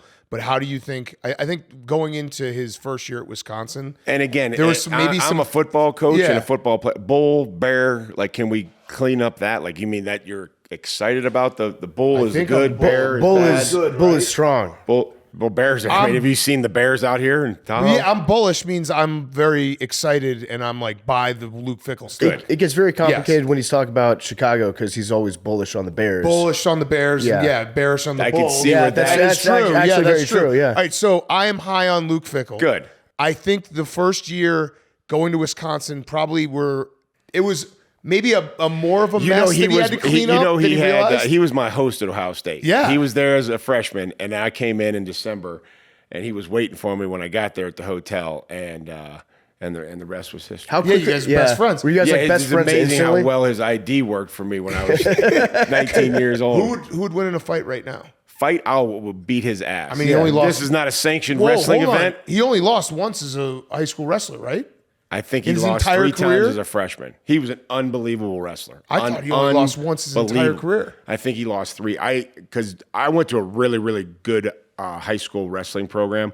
I was a basketball player. I was too athletic to wrestle, but I remember, and we'd end up winning a national championship. So all my buddies were wrestlers and they played football. And so Luke, I think, lost 3 as a freshman and then went undefeated 3 straight years. Crazy. So he kicked your ass. Yeah. No. Like in a sanctioned like wrestling match, absolutely. Yeah, but if you guys fought right now, he would wrestle you to the ground. I do not believe if it was a street fight that I would lose to. Yeah, I think he would. I think he'd have you. What's his size? He'd spladle your ass. You're way bigger than him right now, right? Well, I'm intimidating. Yeah. You are bigger than him. He's lost a little weight. But all right, so back to the Luke Fickell question. I think the first year at Wisconsin, maybe a little bit more of a situation he had to clean up than he realized. How do you think he's feeling going into year two? I am always high on Luke. I wanted Luke recruited my oldest son Tyler when he played in Houston, and he recruited him at Cincinnati. Jen and I, obviously we don't have a say. My wife and I thought it would be amazing because what he was doing with that program. Right. And then Tyler's like, Dad, I've known Uncle Luke since the day I was born. You put him in a tough spot, yeah. And it was like, when you look at it like that, you make the decision that's best for you. Now you got to call him. And Tyler was like, fuck. He's like, I got to tell him. I got to call him and tell him. I said, yeah, that's part of the deal. He goes, I figured you were going to say that. Yeah, he should have just gone to Cincinnati instead of having to call him. I was like, Luke, you're coffee? pissed at me because Tyler's not coming. I was like, don't be pissed at me. Right. Hank, you got Vrabel's coffee? Where'd he go? Hank's just Where you off. on out? Hank's off surfing the internet in the other room. So speaking of Hank, his favorite person in the world, Tom Brady. I don't know if you saw, but he went to Tom's jersey retirement. Yeah. Tom called him out by name. Yep. Brady 4. We also watched the roast of Tom Brady, which you were not at. I was thinking that you were going to be there. I mean, all the good stuff. I mean, I was too much low-hanging fruit on those jokes. I thought there was I've done much more. Yeah, I mean, it does feel like you were you maybe spent whatever it was the first 5 years of his career roasting him every single day. Yeah, no, we had those were great. Those were fun. The roast was funny. The funny parts. I mean, I didn't sit there for 3 hours, but there was some good stuff. Yeah. Do you want to? What if Hank was Tom Brady? Would you roast Tom Brady? Like, what would you have said at the roast? Oh, I there's a lot of stuff left in there. I think that we could have done, but I mean, it was a lot. Again, I struggle with. I like to age gracefully. I got wrinkles. I got crow's feet. Yeah. I got scars. Same. There's just a polish and a shine on that face of his right Yeah. now. I think everybody in this room, we all age gracefully. Yeah, exactly. Yeah, we naturally embrace it. Yeah. He's kind of like an anime version of Tom Airbrush. Brady. It's like an airbrush. Yeah. right. It's like- It's an Instagram filter of himself. I was with we had a family over the summer come and hang out with us a couple of days, and we went out on a boat, and we got a 16-year-old son and a 12-year-old daughter. The daughter wanted to get pictures of her jumping off the boat, and she's like, as she's in the air, she's like, put it in portrait mode, and I'm like, what is portrait mode? Yeah, I mean the game has changed. It's everybody's got to go on Instagram or TikTok. The speaking of which, Thanks, Hank.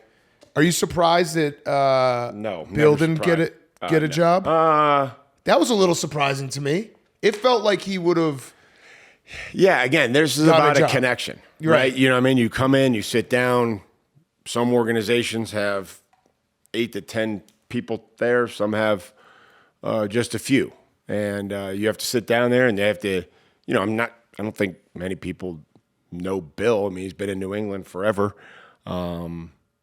So I don't know how those interactions went, but there's certainly a connection that has to be made. It's not just, they have to see them and say, this is the person that's going to lead our team to a championship. Not that he did it in New England and it's just automatically going to work. Right. And so there's a lot of fit to it. Having done it, there's a lot of fit with the pieces that are around you, with ownership, the support, the communication, the general manager, the personnel people, however that works. And so, maybe that wasn't the right fit. Yeah. I think there's a chance also that he gets into media and he either loves doing media or he loves the time away from football and kind of leans into it and doesn't come back. Well, I think there's just so much knowledge there and the way that he can articulate it and he explains it. And those are, when I watched him briefly, in those media opportunities, that's what we felt like, me and Teddy and Willie and Tom and on and Seymour and everybody that we played with and Rodney. And it was just,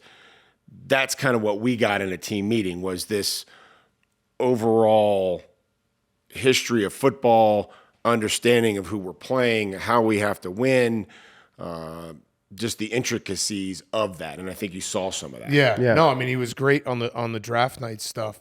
It's I was shocked. We'll see. You're right. The fit is always, the connection, the human connection with the owner and the coach, but that just feels like maybe owners are intimidated too, where it's like a guy who has that legend behind him and the amount of Super Bowl rings, he is going to command a lot of eyeballs and kind of take a lot of attention in your organization. Yeah, and sometimes you need that, though. Sometimes somebody's got to stand up there and take the bullets. And sometimes that's a good thing. Did you think the Apple TV documentary was what were your thoughts I didn't on watch it. They came in, they interviewed me. I said, I can be available, for an hour or two in the summer right before training camp or something.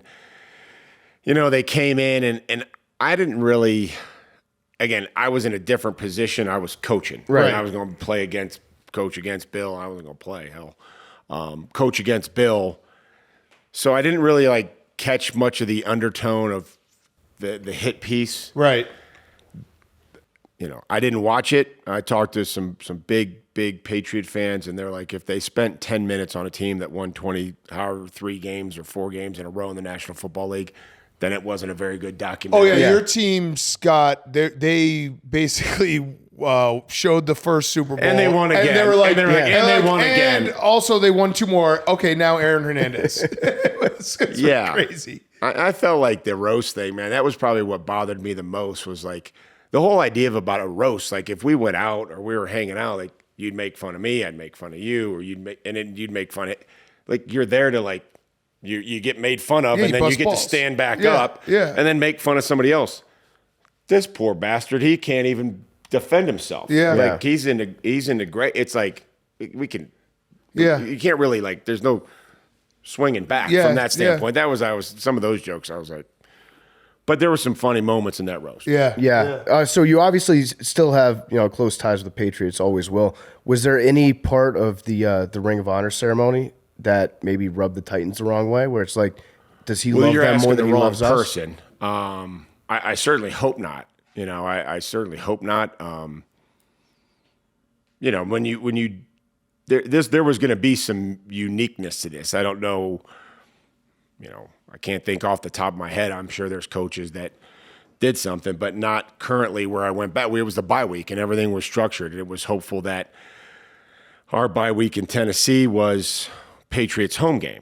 And it was, and it did, and it worked out. And as soon as it came out, you call the owner, you call the team president, because you can kind of see this is how it's going to be. It's going to be a big deal. You know what I mean? It's like, I played there. You're going back there. You're going to put a red jacket on. You're going to stand with Mr. Kraft for 4 hours. There's going to be you're going to sit in the box next to him, and you're going to watch the game, and you're going to have a conversation, and all these things are going to be caught on television. Right. But that didn't affect my desire to be in Tennessee. Right. Yeah. Right. That's how it goes. You go back there, and it was amazing. And the conversation that I had with the fans was, don't be frustrated about this season. Look up there and look and see. When teams come in, they stare at those banners. I remember going back there in 2020 in the 19 season and telling the players, you're going to see those banners. And those aren't, you don't get caught looking at the pinstripes, boys. Those things are amazing and what they've done. And yeah, they were 19-3 in the month of January in the playoffs. It's going to be a tall task, but we're up for it. And I'm going to tell you how we're going to win. Mm-hmm. But also a lot of teams go in there and they stare at those banners. Yeah. And I wanted to explain that to the fans. It's not you don't walk in NFL stadiums and see the entire end zone, with AFC, Central Division champion banners. These are Super Bowl banners. These are Lombardi trophies. These aren't division banners. That was a great game, by the way, where you stole time from Belichick. You just time traveled. Did he ever say hey, touche? Good job, Vrabes? No, it's different. Bill and I we have I think a great relationship, and but it's different, right? It was a player coach.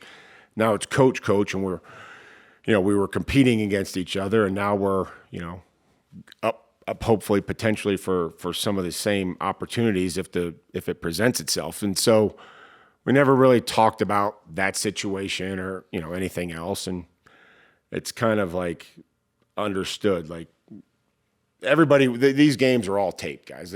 Somebody comes up with an idea and then somebody tries to do the same thing. Or But somebody you did it like perfectly. That's the thing. Like the perfect moment. The guy who does it to Right. everyone else. It was good. And again, my You guy, had that my smirk guy, on your face, I too. did not want to smirk. I didn't. I swear to You God. definitely had a little smirk. But my guy Stretch up in the box, who's with the Rams now. He's going to help the Rams. John Stryker, Stretch. He's like my personal assistant, game management. He was doing a lot for us, and now he's with the Rams. But he was in my ear, and he could watch on the TV copy, and he is steaming. And I'm like, stop telling me this. And I was like, because I didn't want to like smirk. Explain the situation, the loophole that you took advantage of. Outside of outside of 5 minutes, any defensive penalty, they would just wind. Right, the clock. They would just take the yardage off and then put 25 seconds back and start the clock. So you could take it down, you could false start, or you could delay a game, then you can false start, then you can delay a game again. Because if you're punting from the 36-yard line or 35-yard line, you don't want to attempt a long kick in the weather or whatever it may be. What's the difference for these punters nowadays between the 40 and the plus 40 and the minus 45? They're so good. They're so specialized.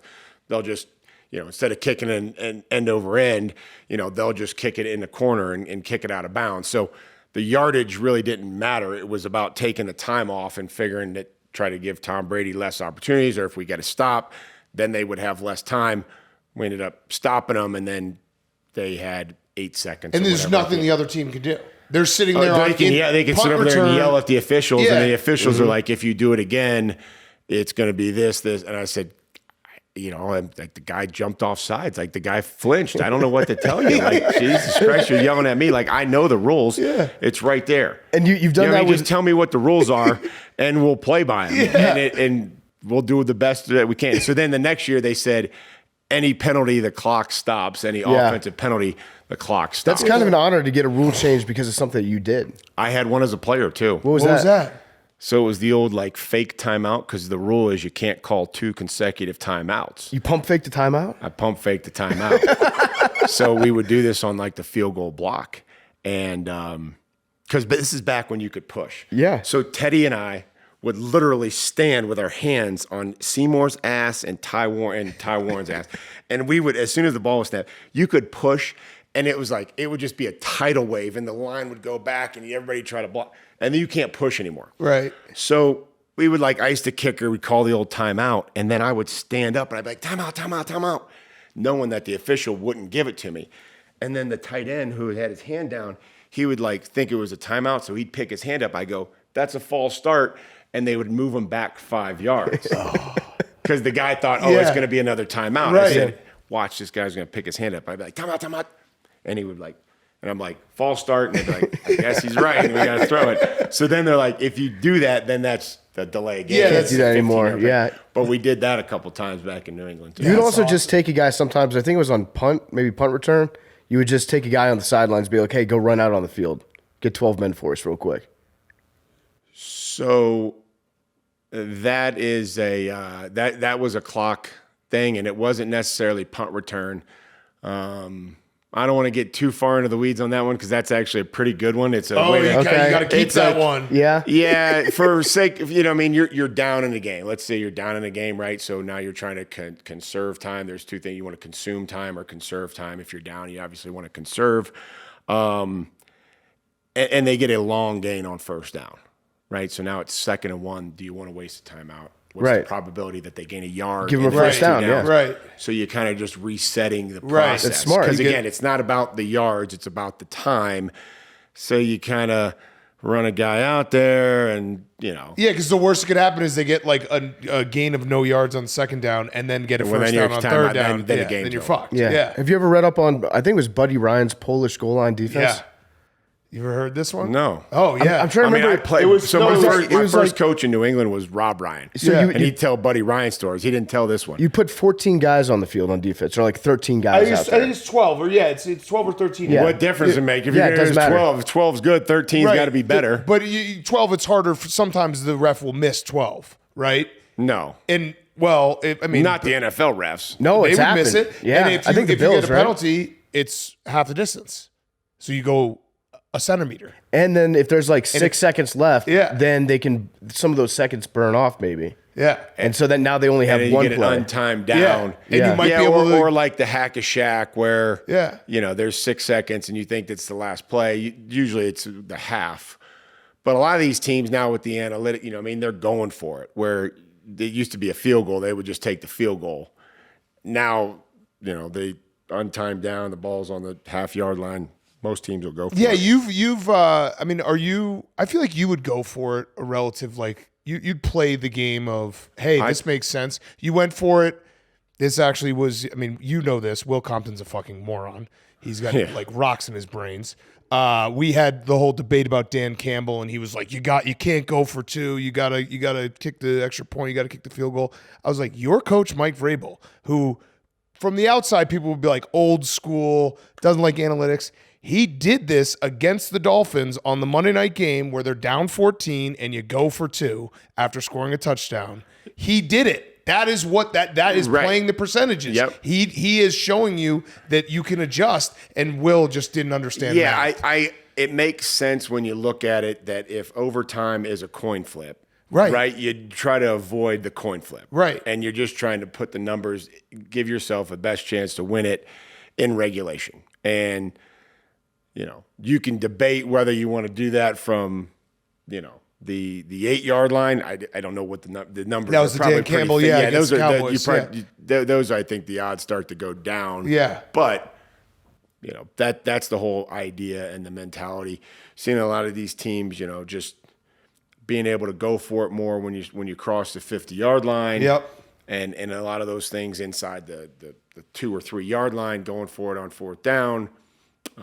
These things are all very important, and how you combine those numbers, right, is critical. Just like when you talk about analytics and drafting players, right, height, weight, speed, different scores that they put together based on the testing, arm length, how you weight things, what positions may take in analytics, to more seriously than other positions would, right? Like maybe not need to use the analytics so much in this position, but historically, height, weight, speed has translated pretty well in these positions. Yeah. Maybe this is what you should do for your next when you get to the next coaching cycle that you're trying to get hired. You bring Will with you, and you sit him down. And you're like, watch, I'm going to teach him something basic. That's risky though, because he might not pick. Or you just That's true. He you might might not you might understand. just I debate. could bring a monkey in there to watch him wipe his ass before I'd interview Will. What you do is you just have Will and you debate Will and you show how Well, the much problem is smarter. if you bring Will, then Yeah. Taylor's right there. You know what I mean? Yeah. It's like it's and they got like 7 JPs. Right. That show Yeah, up. and they got a bus, which is a great idea that they had to do a podcast on a car. Well, I love Will, but I literally wanted to I like love- fight I him. love- I I love wanted to them fight too. him on the analytics thing because I was like, you just don't understand the simple math. How'd the behind it. beer Olympics go? Oh, it was fantastic. I'm still hungover. It was a lot. Puke and rally? Yeah, well, they kicked me out. So if you puke, you're out. I was like, I can still play. Put me back in, coach. It was like a You didn't concussion. pass They took concur- my you didn't helmet. pass protocol. Yeah, they took my helmet. I was like, I want to You get didn't back pass in the there. protocol. They took Yeah. Big Cat to the tent, and they were like, "He's not coming out of this tent." I actually I threw up after the very first Did they event. let you compete as an individual? I was very sneaky about it, so I just PFT threw up right away. yeah. So I chugged 3 beers and then just calmly walked around the corner, puked, and came back and started drinking again. Good to go. They didn't see that. The cameras weren't on me. They so saw there was no mine because mine was at replay. the end of the day, and it was after all day, and I'm 39. so did you guys show up in one of those like party buses? Yeah. Yeah, and it was. I mean, it was fun with the boys. Like those guys are the best. All the guys that were there. The not fun part is being 39 years old and waking up with like crippling hangover anxiety and being like, "What the fuck am I doing? I just want to go home." That part wasn't fun, but Yeah. everything else was great. Who won? Will and Taylor. So they. Yeah. Oh, can we? Yeah, I know we could bleep. I mean, We'll everyone bleep that said out, it. yeah. Jimmy Tatro went on Rich Eisen and said who won. Oh, he did. Yeah. So they invited everybody to Nashville to win. Yeah. That was basically it. They were- also they- yeah. the last game of beer pong took I think an hour and a half. It was insane. He was playing David Bakhtiari, and none of them could see. Will and Taylor beat our asses in the pool because I started a rumor that they were drinking fake beer, and everyone in the whole house like kept on coming up to them. They're like, "Are you drinking non-alcoholic beer?" And so, they kicked our asses. They like almost drowned Hank. I noogied the shit out of Taylor. You should though. come. I've been invited. I didn't think that was the best place for me. Probably not. It's You probably should come was. as just security. Just beat the fuck out of God, it looked fun. It looked like carnage. It was a lot of. It's like there's something about just hanging out with the guys, playing games all day, getting drunk. It's fun. Yeah, that's Out awesome. there throwing a ball around with the boys. Yeah, right. It's Yeah. just fun. Like there's nothing. There's moments. I think around 4:00, I was like, I'd pay a fucking $1 million to be in my basement right now. But still, Just get me out of here. Yeah, right. You're like looking for the Irish Let me exit. go like that. Yeah, looking snap for the my Irish fingers. exit, like the old Mountain Dew slipperoo. Yeah. Well, also, like me and Big Cat never had a chance to win. No. That's what we realized after we got there because you're competing against giant dudes You're that like, can that we can came all in hammer from, beer. we flew all here. This We're 39. process, the bus. You know, and then- we were talking. I was talking to two guys who played on Michigan last year, who just got drafted. Not only are they freak athletes, they're 300 pounds and they're 22 years old. Like we got no chance. Can't compete with that. No chance. We made the cut though, which I think is pretty good. Yeah. what is that, like top? It was like the Top it was, half, I It was think. half. Yeah. Half. So Not yeah, for half. I did. Yeah. I did a Figure- three beer chug in 8.19 seconds. Tom could chug. I would say that. That's Yeah. the one thing I I've remember heard about that. that. I He feel was like Just one right down. He would break that out like Parentes. There was a bar outside of Bryant College called Parentes, and then we would go there for like an hour after meetings before bed check with the Patriots, and it would be like, "Okay, boys, let's go." When did he stop chugging though? Oh, I don't know. He had to There have was stopped a couple years. It Yeah. was like when he was new. yeah. I And- mean, that's how it goes. It It's was the crazy. transition. That's a transition. Yeah, yeah. I mean, I don't drink with like my coworkers anymore. I can't. No, they don't Old. want to either. Yeah, right? no, they, no one they won't wants tell to. you this, but they don't want to No, hang I out know with they you don't. guys. They, Well, if I pay, they maybe, do want me there. but like to they pay. really don't want to. Yeah, like, no, they don't want me there. I think we can drink with them for the first like 4 or 5 beers, and then we got to go and let them do whatever they do late night. I mean, I guess if that's the culture that you You're guys saying want we're to not create. cool? Yeah, we're not cool. No, you're right. they don't want to hang out with the bosses. Just Yeah. like nobody wanted to hang out with the head coach. It's how Yeah. it goes. Are you going to be on the sideline for the Browns this year? No. No, You're going to be up in the booth? I'm not. I'm not. I knew going in, Kevin and I talked, and not having a role on game day. Oh. But I think that's good. I mean, I want to do everything that I can, prior to the game, to pre-advance, to practices, help out where I can. And I don't want to change their flow of the game day. That right? makes sense. I mean, there'll be games that Yeah. I go to. And again, these were conversations that Kevin and I had, like, how is this going to work? First we talked about, is it just going to be for the home games, right? Right. Would it just be for the home games? And then the schedule comes out and it's like, they got 3 home games in a row and then they got 3 away games. And I was like, that's not good to you. That's not fair to you guys. I don't think that anything I want. Like, maybe I'm starting to work with a young player or helping a coach or doing something, and then I'm just not there for 3 weeks. right. Like, that didn't feel so just trying to find something that's consistent. And so we came up with this, and I think it's going to work really well. Have you thought about what your Sunday is going to be like now, though? Yeah. Welcome to our world. You're going to be watching the games on TV like everyone else? It's harder than playing. Yeah, I mean, I think that's exactly what I'll do. I'll watch the Browns, or I'll watch whoever we're playing next. You're Yeah. gonna Try watch to get all the ready. games? You're going to get to watch Red TV zone. and What is that? The red zone or that? you're going to experience red Well, zone. we have all the TVs, so we put on all the games. We watch. we have all the TV. I'm telling you the truth. You're gonna have. How You many strike me we as know a you're one doing TV good, guy. guys. You strike me as a one TV guy. You guys are like, hey, you want to know how everybody's doing, and you just don't want to know that they're doing better than you're doing. I know. mean, You're it's our Hey, job. how you doing, Braves? I'm doing I think good. it's job. also a fair question. How many You're doing TVs good. do you You guys have? doing TVs better than we're do you doing. have? How You many guys got a TVs? job. How many TVs? That's I'm a true. consultant. You don't have a job. You're right. You work at Deloitte. Wait, are you on You contract? guys Or- understand? Like, I used to wear like orange, brown sweatpants Yeah, to I school know. with a dog. Like, we'd see how many dog biscuits you could eat. You want to talk about chugging beers? Like you haven't lived until you puked on milk bone. There's like hair in those things when you eat them as a sixth grader. You ever party at the Muni lot? What's that? You hang out at the Muni lot ever? At the what? At the Muni lot. Isn't that what it's called? The Muni lot? Oh yeah. Municipal lot? So That'd be funny if that was your game the first day. time I ever smelt weed, I was like in 7th grade, and my dad splurged for dog pound tickets. And it was like guys are like had a keg there, and they're like pouring beer, and it's like passing J's around. And I was in 7th grade. I'm like, what is this? He's like, well, it's just a good time to talk through a lot of this stuff here as we're watching the ball game. Was at the last game at Municipal Stadium. Oh, wow. Which was awesome. People were pulling. yeah. You remember? Have you Yeah. seen videos of that? Taking Where out they the pull seats the rails and, and they come out, or the chairs, and they come out like 15 seats Yep. in a row, and it was like and they would throw it over to the thing, and the place would go nuts. Yeah, Browns fans are special. I do have a good place in my heart for them. I've tailgated a couple times in that parking lot. I have never seen people that drunk before 10 a.m. before. It's Northeast Ohio is a great place for football. There's a lot of history, which is really cool. They had a lot of Ohio State players. Yeah. You know what I mean? So the history there, they've had a lot of Ohio State players. Obviously, Paul Brown, coaching high school football in Massillon. So that's the kind of stuff that's really cool. Bill Willis was like one of the first like nose guards. He played at Ohio State, and they said the story was that he kind of was like a linebacker, and then he walked down over the center and put his hand down, and that's how he became a nose guard.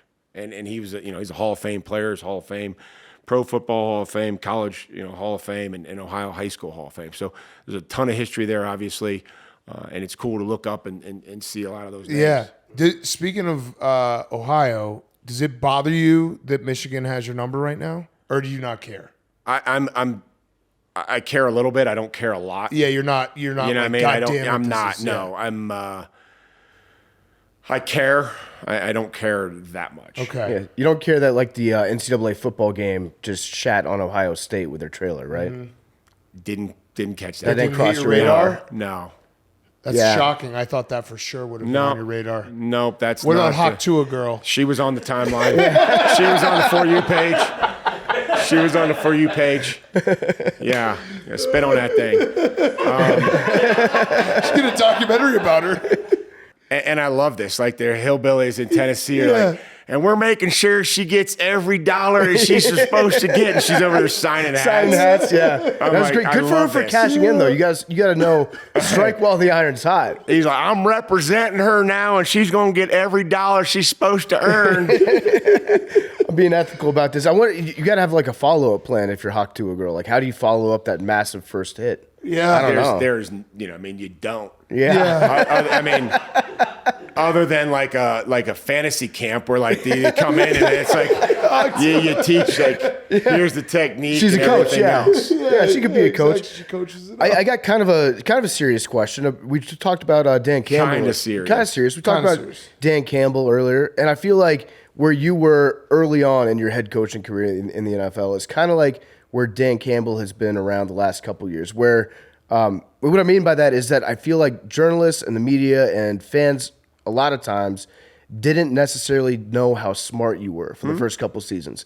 They saw you as former linebacker, meathead. He's aggressive, and I don't know if you played into that aspect to like let people underestimate you. But I feel like that same thing is happening with Dan Campbell, where he gets all the clicks where he says, "I'm bringing a live line onto the field," doing all the meathead stuff. But That was our fault. Yeah, that was our fault. But secretly, he's like very, very smart in a football sense, and he's like very. He's been around the forward-thinking. game. He played for a long time. He, obviously was successful in New Orleans and in Miami and everything that he did. I think that's his ability to translate that being a player, right? These tight ends are very unique positions, right? They're involved in the run game. They're involved in the pass concepts. So they know coverages. They also know fronts. So he took a lot of that as a player and the way that he played the game, and then translated that to his coaching style. And when you go out there, you're not trying to prove anybody like, oh, I'm this or I'm smart. I'm very intellectual. It's all about what you can get your players to believe in. Yeah. Right, but I feel like sometimes he does it the other way, where he puts stuff out there to make people underestimate him and not realize. I don't know that. Maybe he does, or maybe that's that's his personality. But they've certainly been successful, and I love the way that they play. I love I always root for Dan. I think that he's, would always have conversations with him and wish him the best until they play the Browns. Yeah. I mean, it is. I think it also just speaks to the way the game is talked about has obviously evolved. Analytics, a lot of it's covered in a different way. But analytics is always something that was a part of the game. Of course. Right? There's always percentages. There's always this. And I think now that there's got to be a fine line, right? Yeah. There's got to be some working balance between the two. They're humans, and you have a feel, and not every time the conditions are the same. And, the decisions that we make, they have to be, you just don't want results-based analysis. Yeah. Right? Well, it didn't work, or it worked, and so it was right. It's got to be process. Thought out before, like if we get this situation, here's what we're doing. Yeah, we've always had analytics. It's just how the numbers that we're now measuring are different because we've learned what's better, what's not, and having a coach that has like real life, like especially playing experience, absolutely helps when you've got the numbers and then you also have game feel at the same time. Right. Yeah. The application of it, and the biggest thing is that the players understand what it is that you're doing. Right. Hey guys, we got to call upon this practice in August when we went through this situation, and this is why we're doing this. And I think that once you can get the players to understand it and buy into it and believe it, then you got a chance. Did you have that moment where you could feel that the players were fully buying into everything you did? Because it feels like every time I hear a story about coaching, and this goes back to Belichick, it's like the minute the players realize the coach is putting them in the best spot, they buy in 100% and they're all in and they'll do everything for that coach. Yeah, I do. I mean, I think it was, early on, I think we might have beaten the Patriots in 2018, even before we went up there. And they'd lost to them in the playoffs the year before, and they went hurry up, right? They went on the ball, and they weren't ready, and they weren't lined up, and it didn't look like it was a unit, right? It didn't. There was no flow to what they were doing, and so I just said, you guys are going to be ready, and to beat this team, to beat this quarterback, and to beat this coach, when the game's over, you have to be mentally and physically exhausted. Mm-hmm. And however you want to put that first, physically and mentally exhausted, or mentally and physically exhausted. Because every snap, if you're not ready to go, a quarterback like Tom is just going to pick you apart, right? They're just going to spread you out. If you can't get lined up, he's going to snap it, and he's going to throw to the guy that's open. That's how they operate. And we beat them in Tennessee, and the guys that were there and then had gotten beaten were like, okay, we felt like we were prepared. They went empty. We blitzed them, sacked. I mean, we sacked Tom like 8 times. You know what I mean? And they were like, okay, this felt better. It felt like we were ready for what they were going to do. Yeah. Mm-hmm. So that was something that, I think early on helped us. I just thought of another Vrabel game when I think you held Patrick Mahomes to 3 points. We did. Yeah. That was a class. Was that the week after you guys lost the Cardinals opening week? I don't know if it was the very next week, but that was a Vrabel game. We played well, yeah. Where the Chiefs were like, oh, the Chiefs are the best. Patrick Mahomes, you held them to 3 points. Yeah, and we had great, again, to be able to, I think Travis had one catch or something like that. And so the guys executed the plan. They knew, but, unfortunately, we weren't able to, to beat them when it mattered. That was to go to the Super Bowl. I need you back in the league. So yeah, we need the Mike Vrabel weeks. Games. It's just you and Tomlin. You get a sense. Yeah, you get a sense of it, and it's like, okay, at least I've got one winner this weekend. Yeah, it's always good to go into the weekend knowing you're not going to get shut out. Yeah, the Steelers or the Titans are underdogs, and everyone's written them off. Great. Oh, have you thought about the new kickoffs yet? Yeah, we've worked through that. What's going to happen with those? I think you'll probably see. I think as the season goes on, probably more touchbacks. I think that we'll see, what's the difference. I know that analytically somebody's going to, as soon as this comes out, they're going to tell me the difference between the 25 and the 30. It's 5 yards. Mm-hmm. Just did it for you. Points. Yeah. Okay. Points. Is it a half a point? Is it Point- a third? Is point- it a third? point Is it a one third? feet. Is a third of a It's point? 0.13 points. Is it? Yeah. Good. Yeah.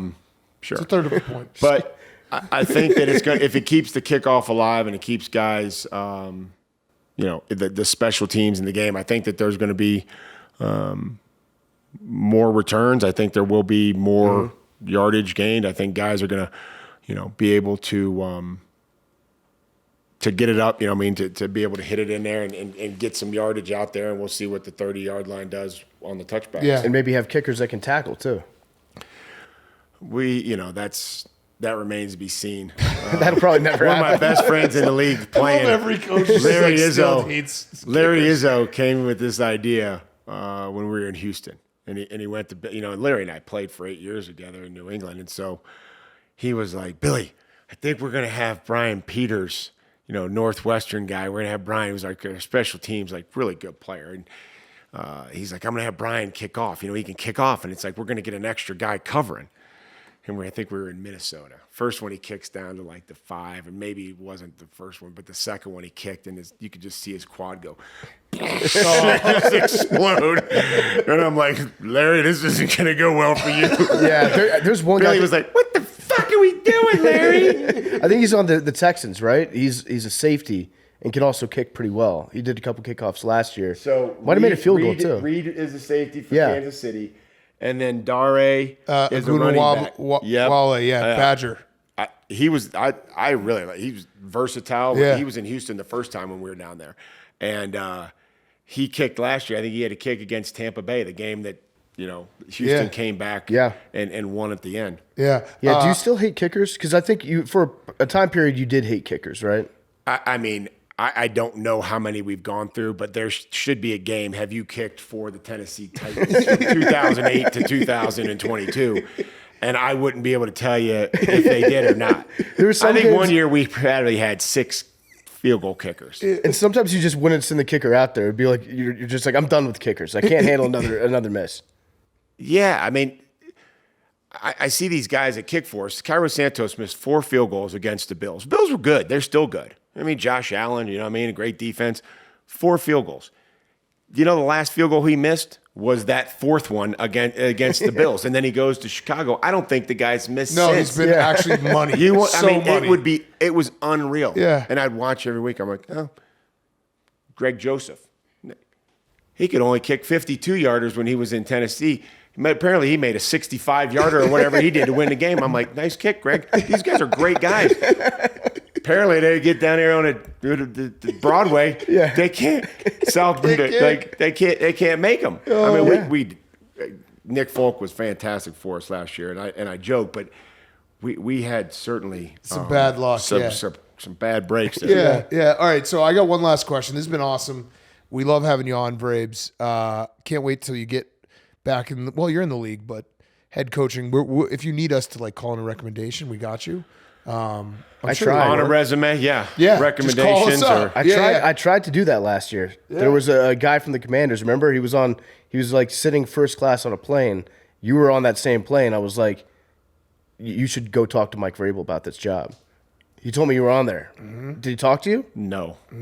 That's sad. He tried. But I like Dan Quinn. Dan Quinn, great coach. Absolutely. Yeah. But all right, so my Roback question, rhoback.com, roback.com, promo code TAKE. 20% off your first purchase. Q-zips, polos, hoodies, joggers, shorts. I got great golf stuff. Roback.com, promo code TAKE. 20% off. That was all from the Dome. I know. For the Q card. There's make no sure Q my card. swag bag's ready here for the Yeah. Roback. Well, Hank?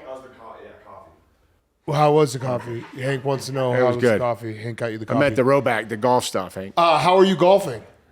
We'll see. What's It's your hard out handicap? there, but it's better than what it was last year. Okay. I got really good at skiing this Okay. year. I'm a scratch skier. I got fired and I went to the mountain and I skied. But it's when you go out there, it is nerve-wracking. There's fans, it's a long line. You're and every ball, you got to putt everything in, and it's no gimmies. Yeah, no gimmies. Yeah. Yep. So wait, what's your handicap? Do you have one? I do. The index would be 8.3 if you looked it up right now. Good. Yeah. It's like Joe what it would Biden. be. That's pretty damn good. Yeah. Yeah. It's pretty damn good. What's the workout? Sometimes maybe good, sometimes maybe shit. Yeah. Incline walk, some push-ups, That's it? hike.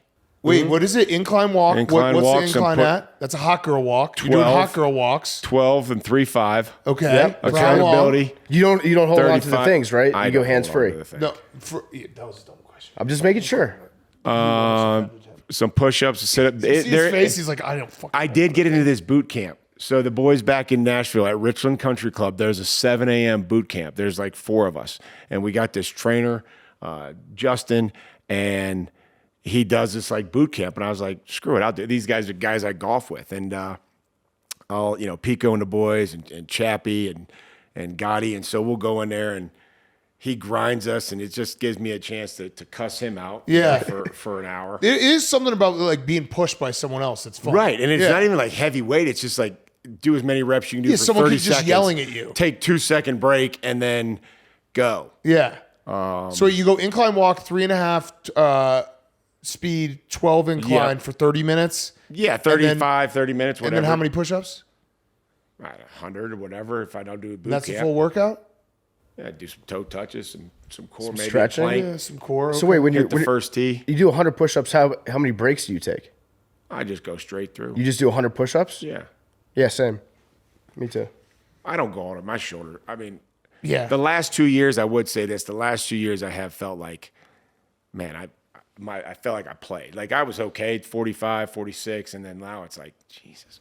What's going on? But now you're skiing. I wake up, identify as I'm set. Yeah, but that's gravity. Skiing is just down. yeah, you just go down. It's just using gravity. Yeah. That's how you got a place in Utah, right? I do. Isn't it Apocalypse Bunker? I heard it might have been. Yeah, I heard it was Apocalypse Bunker. The entire state? No, your your place in Utah. Yeah. No. You don't Yeah, have it's I not heard an you just Apocalypse had- Bunker. The entire state. No, it goes right on the mountain. You just ski right out. You just go right out the back. The entire state of Utah. so- Apocalypse Bunker. So it's in the mountain. Your place is in the mountain? That sounds like a bunker to me. Well, it's half in the mountain. You know what I mean? The top part is not. So it's half a the bunker. bottom part. So is. it's half a bunker. Yeah. It's a good place to Okay. go in case shit goes down. Will though. you let us in the bunker when shit goes down? Yeah, we'll go down there. We got a golf sim. We got a golf simi in the lower level. Nice. And Tomato cans, then we tuna. can go. No, just beer cans. And, Okay. All right. That sounds like a good bunker. Any guns? You got guns out there? No, not a huge gun guy. You know. But that doesn't mean we can't get some. Yeah, we'll Yeah, get some. right. We'll get some. Yeah, it's. I don't know We'll why you bring would the need guns. one. I mean, other than you go hiking, right? You guys are married, and we go hike, and my wife Jen and I would hike, and she's like, "Well, I saw on the Instagram they got bears out there now in Park City," and I'm like, "Babe, I don't have to be faster than the bear. I just have to be faster than you." Yes, Like, right. Exactly. It's not that hard to understand. Yeah. Yeah. We saw a That joke coyote never yesterday. I'd fuck a coyote up. Yeah. Easy. Yeah, they're skinny. They're like 90 pounds. Punch in the face. Yeah, those are that's like a raccoon. That's like Right. a carp with legs. Right. Yeah, they were exactly. afraid of No us too. problem. We were intimidating as fuck. Yeah. All right, Vrabes. Did you enjoy this? You're the best. Yeah, of course. Did you enjoy Kidding it? me? Yeah. Kidding me? You're the best. Was it Rodney Harrison that said you're the nicest asshole that he knows? Maybe. That's- I think Sounds right. I think that's you're You guys awesome remember that asshole. story about Yeah. Rodney and Kevin Falk, right? No. No. So we bring Bill comes up with this idea that he's going to sign Rodney Harrison after the Chargers let him go, and he comes in. It's like the first day of pads, and Kevin Falk runs one of his like option routes out, and I try to cover him, or Teddy tries to cover him, and we can't cover him, and so he catches it and he turns up, and Rodney comes and knocks the shit out of him. And everybody, this is when we had like 8,000 fans. Ah! And he wasn't a cheap shot. And Falk gets up and kind of slams the ball around. He's like, fuck you. And then Dante's like, Scarnecchia, right? Little Scar. He's like, take care of your team. You can't. Rodney goes, fuck you too. And me and Teddy looked at each other like, I think we got to do right here. He cussing out Dante. He cussing out the coaches. Fuck you too. We were like, me too. Yeah. Man, we got to do Got it. a guy with some edge. That's it. Yeah. Fuck. Yeah, that's Rodney Harrison. All right. Yeah, you're the best. We love having you on. Maybe come watch some games with us on a Sunday. I think we could do that. Yeah. Let me see if See all I the have to- let me TVs, 'cause check- you're let me one check with my TV boss. guy. Let me check with my boss. Okay, all right. Kevin, Check I'm with going to the reach boss. out to you, Yeah. and I'll see what he Yes. thinks. Wait, Wait, I have one last question. Do you have any interest in doing TV, media or TV? Because I feel like At you'd be some good point in at it. time, Yeah. I just don't want to cross over. I don't think that it's ready to go to the dark side yet. No, Yeah. you don't want to join Dark us. side, yeah. Well, I mean, by that, I mean, like, No, once I you go get to it. media, Yeah. like, these guys, they never missed a tackle. Yep. Yep. They never dropped a pass. They Yeah. never threw a pick. Like, That's what I mean. Yeah, that's true. It's a good point. All right, Vrabes, thanks so much, man. Thank you. We'll get back to Coach Vrabel in a second. He's brought to you by Chevy. As everyone knows, this is a Chevy truck podcast, the greatest trucks ever built. And our good friends at Chevrolet have been a big part of my take story. From the Silverado that helped us dig the biggest hole ever dug in Ohio during Grit Week, to Silverado partnering with us to give college fullbacks all the rightful recognition that they deserve with the Lowman Award. To our nonstop cross-country trip to the Super Bowl in L.A., it was behind the wheel of a Chevy Silverado. Took us through the beautiful Bass Pro Shop Pyramid in downtown Memphis, Tennessee. Took us through Amarillo, New Mexico, Arizona, all the way to Los Angeles.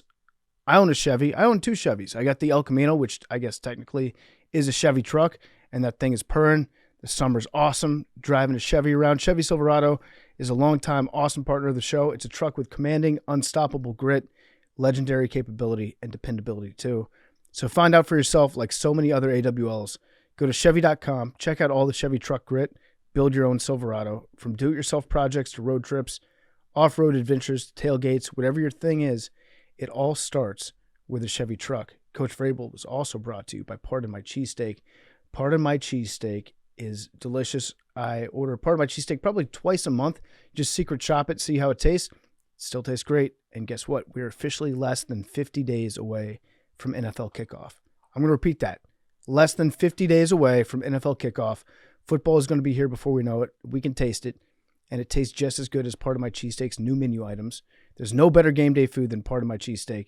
We've been hard at work in the kitchen, adding new menu items throughout the summer to prepare for fall. The latest launch is the Buffalo Tender Loaded Fries, which consists of classic chicken strips that are fried, chopped, and tossed in buffalo sauce. Then they're tossed onto fries with cheese sauce, all topped with ranch and chopped pickles. We also just rolled out the new Buffalo Tender Sub. It's already very popular, but the fan favorite is still the Big Cat Combo. You get a choice of cheesesteak, fries, and a drink. For dessert, try the Donut Dippers, delicious donut holes. They're tossed in cinnamon sugar, and they're served with a rich caramel sauce. Wash it down with Max Special. Get 2 sodas. Find a Pardon My Cheesesteak near you. Order yours now at pardonmycheesesteak.com, and you can use code PMC20 for 20% off your order. That's PMC20 for 20% off your order. And now, here's Gary Vider. Okay, we now welcome on a very special guest. It is comedian Gary Vider, who is here for his comedy, but also for his podcast that is out now. It's called Number One Dad. I've listened to every episode. It's an insane story. So we wanted to have you on, talk about it. There's a very weird and awesome sports angle to it. So let's start there. Let's start with Number One Dad. First of all, thank you for coming in here. Totally. Do you want to give it like a quick? Yeah. I'll give a background. Yeah, background, and then we have a ton of questions. And kind of where like the podcast picks up. It's my dad and I. We had an extremely complicated relationship, but back this is in the early '90s. My dad, for one, he's a con man. Yes. Let's get that right out there. He's a con man, and we stopped talking 24 years ago. But back in the early 90s, him and I, we shared this special moment where one of the cons involved me, where we would go to Madison Square Garden. He'd call up ahead. He'd say that we work for Sports Illustrated for Kids, that I was a reporter and he was a photographer. And when we'd arrive at the Garden, they'd give us press passes to these games back in the 90s, between 93 and 97. And we went to over 50 games completely for free without tickets. And they gave us access to the locker rooms also. So when we would go there, not only would I meet the players, but I would keep up appearances, and I would also interview the players as well. So I met all the New York Rangers back in the 90s. I met all the Knicks back in the 90s. And then if they're playing, a cool opposing team, especially like the Bulls when they came to town and Michael Jordan was there, I met and interviewed Michael Jordan as well. It's crazy. Awesome. Yeah. Would you actually write stories? No, we wouldn't even write stories. Then that's the thing, nobody asked, because over time, for one, people just believed us, because after they see you a few times, they're like, oh, here you are again. So it's all good. But they never questioned us. They never asked to see any articles or anything like that. But I would come around with like a notepad and a pen, and I would ask questions, mostly bullshit questions. So it would be like, what's your favorite food, or what's your best advice for a kid that, wants to maybe one day be an athlete. So it's things like that, things that they would actually ask in sports Sports Illustrated for Kids. It's crazy. And obviously the whole podcast is, about your dad, and he has a ton of different cons that broke apart your family and like was very hurtful. But this one, when I first saw this one, I was like, oh shit, this is insane, because there's pictures of you with Michael Jordan and Patrick Ewing. Now, how old were you when this happened? So I was between the ages of 9 to 13 when we were doing the SI for Kids scam. Did you have any idea that like you were part of this con, or were you like, because there's like 9 years old, I could see a 9-year-old not fully understanding and being like, this is just the coolest thing ever. For sure. I mean, I knew 100%. My dad, I was kind of groomed into my dad, I think, wanting me to be like him. Right. Wanted me to be this kind of con man, this fast talker, a guy who had a lot of street smarts. So very early on, my dad was operating like this, and just everything he would do. If we're going to a restaurant, he's trying to, cop a free meal by whether he's bartering or he owned a payphone / telecommunications business. Their phones would just be magically out somehow. I would always think that my dad would cut wires and things like that, and we'd be getting a free meal because they needed somebody to repair the phone system. So I was seeing my dad operate on a certain level. So when it came time to do the SI for Kids scam, I was very familiar with how my dad operated, that I knew that it wasn't, who we were, but that we would just have to keep up this ploy to actually get in. So there was no part of you that was like, when you get SI for, I remember getting SI for Kids when I was a kid, there was no part of you that was like, oh, I'm going to see my article in here? No, not at all. Yeah. You're just like, this is what we do to get tickets. Oh, for sure. And my dad would take the pictures, and he would use these pictures to show off to people. If we went to restaurants, he'd be like, oh, look, this is who my son meets, to kind of give him a higher profile. He always just loved bragging about different stuff, his accomplishments. He loved lying. So him succeeding in this particular lie definitely brought him joy. Yeah. So did you tell any of your friends that you were writing for Sports Illustrated for Kids? No, never told them. And that was part of my dad's thing. He knew that. However, if I was to tell somebody, they wouldn't understand it, and then it would also get back to him. So we kept it very hush. Later on, as time, I was like, I want to share these moments. I want to share that I met Michael Jordan with people. So my dad agreed that we could tell people that he knew somebody at the Garden, and that's how we had access. Okay. So it was never, being completely forthcoming or anything like that. Yeah, go ahead. Was there like a moment growing up where you realized that like a lot of what dad says is bullshit? Oh, yeah. And it becomes a point where you're like, damn, can't you just be like a normal dad? Right. That's all you want. You just want your dad to be normal at a certain point. You're living this cool moment where you're going to these games, and all my friends, they weren't able to go to see. I went to Rangers game 7 Stanley Cup. Game 1, Game 5, and Game 7 without a ticket. Game 7, I sat glass and watched the Rangers win the cup. Went to the locker room after the game, watching them drink from the cup. Went to the after party. So these are things. And I go to school the next day. I can't share with anybody, but I wish that I could have. I wish I could have been like, my dad and we did this thing. But you have to keep it quiet because you don't want to not be able to do it. And I didn't know what the repercussions were about lying. I just knew that it probably wouldn't be good. We probably wouldn't be seen in a good light. Have any of so when you went, you posted the first story about this during COVID, right? Yeah. So you posted like, hey, I lived this life as a fake Sports Illustrated Kids reporter. Well, The Last Dance just came out. Right. So it kind of brought it up, and my son was just born. So I was like, maybe I should just start sharing this. And I would tell people like Nate Bargatze and my friends in comedy all about it when we were like starting out. And they were like, oh, this is so insane. And I didn't really find the right time to say it. And then having a kid of my own kind of brought this out more of, why, made me question, why did my dad do this? Why? Did he even do it for me? Was he doing it for himself, or was he actually wanting to show his kid a good time, and this is the only way he could show it? Yeah. And then kind of made me wonder, what has he been up to after all this time? Because like I said, we haven't talked. We have had no communication in 24 years. And I wanted to see what he's up to. When you went public with it, did any of I would assume none of the athletes reached out, but did anyone reach out like from Madison Square Garden, or anyone being like, hey, this is crazy, I remember this? No, nobody reached out. Sports Illustrated reached out just so I could write an article for them. Right. And then they went under, so I don't know if that was because of me. Yeah. But besides that, I would say, nobody did. And it was before Dolan. So I think I've been to Madison Square Garden. I went through like like the private entrance before, and it's after that article came out and everything. So I think I'm good on Dolan's terms. But other than that, it was pre-Dolan, so I think everybody's gone from the Garden by that at this point. The craziest part to me is, so you're a professional comedian. You went. I want to talk about you. You won. Yeah. Did you win America's Got Talent? No, I was a finalist though. Finalist. Yeah, Finalist. I lost to a magician or somebody. It's always a magician or some guy that like invents a musical instrument that takes up the entire room. Yeah. But so you've been doing comedy for a long time, and comedy, you know, we have a bunch of comedians on. We have friends that are comedians. It feels like most comedians tell a lot of personal stories. You just didn't tell this story through all your comedy all these years? Yeah, never told it. It was one of the ones where I wouldn't even mention my dad in my act. I didn't want anything to do with him. I completely cut him off. It was just too much bringing him up. And then I needed a kind of a right platform to bring out the story. And then so I felt that this podcast would be it. Yeah. It's kind of beautiful too. You ended up becoming a Sports Illustrated columnist. Yeah. Your dad lied about you being a Sports Illustrated columnist. 24 years later. And you're like, I would hope that I mean, the podcast is really, really well done. Everyone should go listen to it. But I would assume you're making money now off your day. It's like you're kind of getting him back a little bit. He exploited me, and now it's my chance to exploit him. Yeah, because he put you through all this. This is everything he taught me. It's coming right back at full him. circle. Yeah, that's crazy. The other one that and you mentioned it there for the payphones.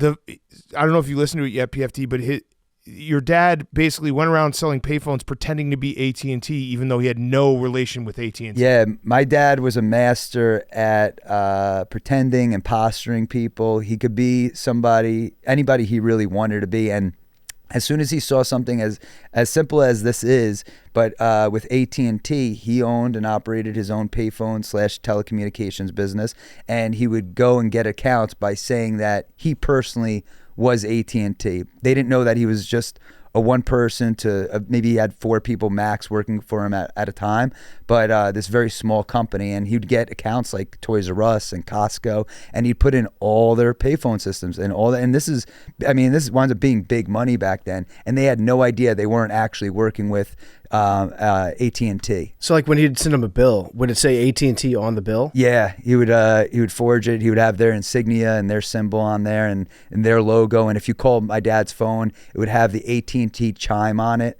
So they fully believed that they were in business with AT&T. And then he would give, when they would change over managers, he would give them a commission. And then if they move managers, sometimes he wouldn't give them commission, things like that. Just finding ways to weasel his way in and out of certain deals. Go ahead. Was he always on the look for a scam? Like, where would he go about his day and be like, "Oh, that's something I can take it." I'm going to circle back on that one later. Like, or was this just about like, you know, get a meal here or there? He'd have a couple big ideas every now and again, like the Sports Illustrated for Kids, or was this like an everyday thing where he always had a new project? Everything he did. So before what predated the AT&T thing, he had a furniture business, and he would give some people their furniture and then some people not. And this was back in the 80s. So finding out where my furniture is back in the 80s, you have to jump through hoops. You could call the Better Business Bureau, but are you one of, 2 people complaining about this furniture company, or how long do you have to wait on the phone, this whole process? And this guy is saying, meanwhile, my father's saying, I did send you your furniture. You do have it. What are you talking about? Mm-hmm. This person's lying. So your word against his. And eventually enough people complain about my father. He wound up being in court. The Attorney General, New York State Attorney General, filed suit against him. And apparently my dad, it was something over like $100,000 that he took from people back in the 80s, which is equivalent of like $400,000, $500,000 now. And these all these scams do feel like you couldn't pull them off today. A lot of them, yeah, you can't. Now, a lot of my dad's scams, it's simplicity. It's him saying he is somebody and then somebody buying it. The AT&T thing, the Sports Illustrated. So a lot of people look at certain scams as, to get into Madison Square Garden, I'm going to have to jimmy a lock and then slide in through a back door. My dad's just going to walk through that front door because you're going to give him access. Yeah. A lot of his things are figuring out a way, in the most simple way, to get in.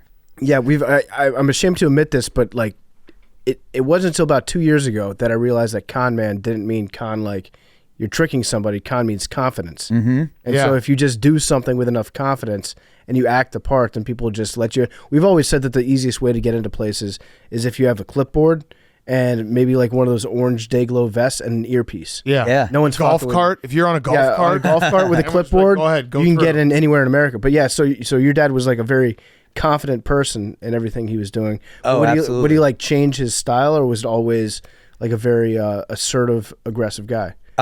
He was always like, I mean, very assertive, but if he was talking to somebody who is like Israeli, he could put on like a Hebrew accent, or Russian. He's figuring that out. French, he's all of a sudden he could like speak French. So he's a smart guy. So he knew what to say to make certain people like him. Yeah. Yeah. So he could always figure out something. The psychology of it is so fascinating to me, because I've dealt with a couple people in my life who are, I think your dad is probably to the like very far extreme, but like I used to have to manage property in my old career, and like I dealt with someone who they moved into an apartment and they made a list of like 300 things to complain about, and their whole plan was, you can't fix 300 things, so I'm just not going to pay rent for 3 months until you finally kick me out. And like then I looked it up after. It was like, I was very naive. I looked it up after the person was in all these court cases, and that was their entire thing. They just would go from apartment to apartment, knowing that they could live off of people for long enough to then go to the next one. Yeah, they just figure out a way. And they just it's like, I think there's such a fascinating thing where like most people are trusting, and most people want to take people at face value. So if you have this sociopathic brain, you can take advantage of anyone. For sure. And now some people are not going to buy your bullshit, but for the most part, a lot of people are. Like I Right. said, I mean, not everybody when somebody's talking to you, you're thinking that they're going to be telling you the truth. Right. Even on the street. Oh, I need, anyway, the directions for this. By the way, could I have, $5? I have no money. And it's like, well, now I gave you directions. You already had a conversation. Maybe now I am going to give you $5. Right. Yeah. It's like that was their whole intent, but they got you kind of talking or whatever. People will just figure out a way because they don't think that they're going to be lied to. Right. And it's like it's kind of a scary life hack. It's actually almost, I was thinking about it more because again, this podcast is so good, and I was listening to it all weekend.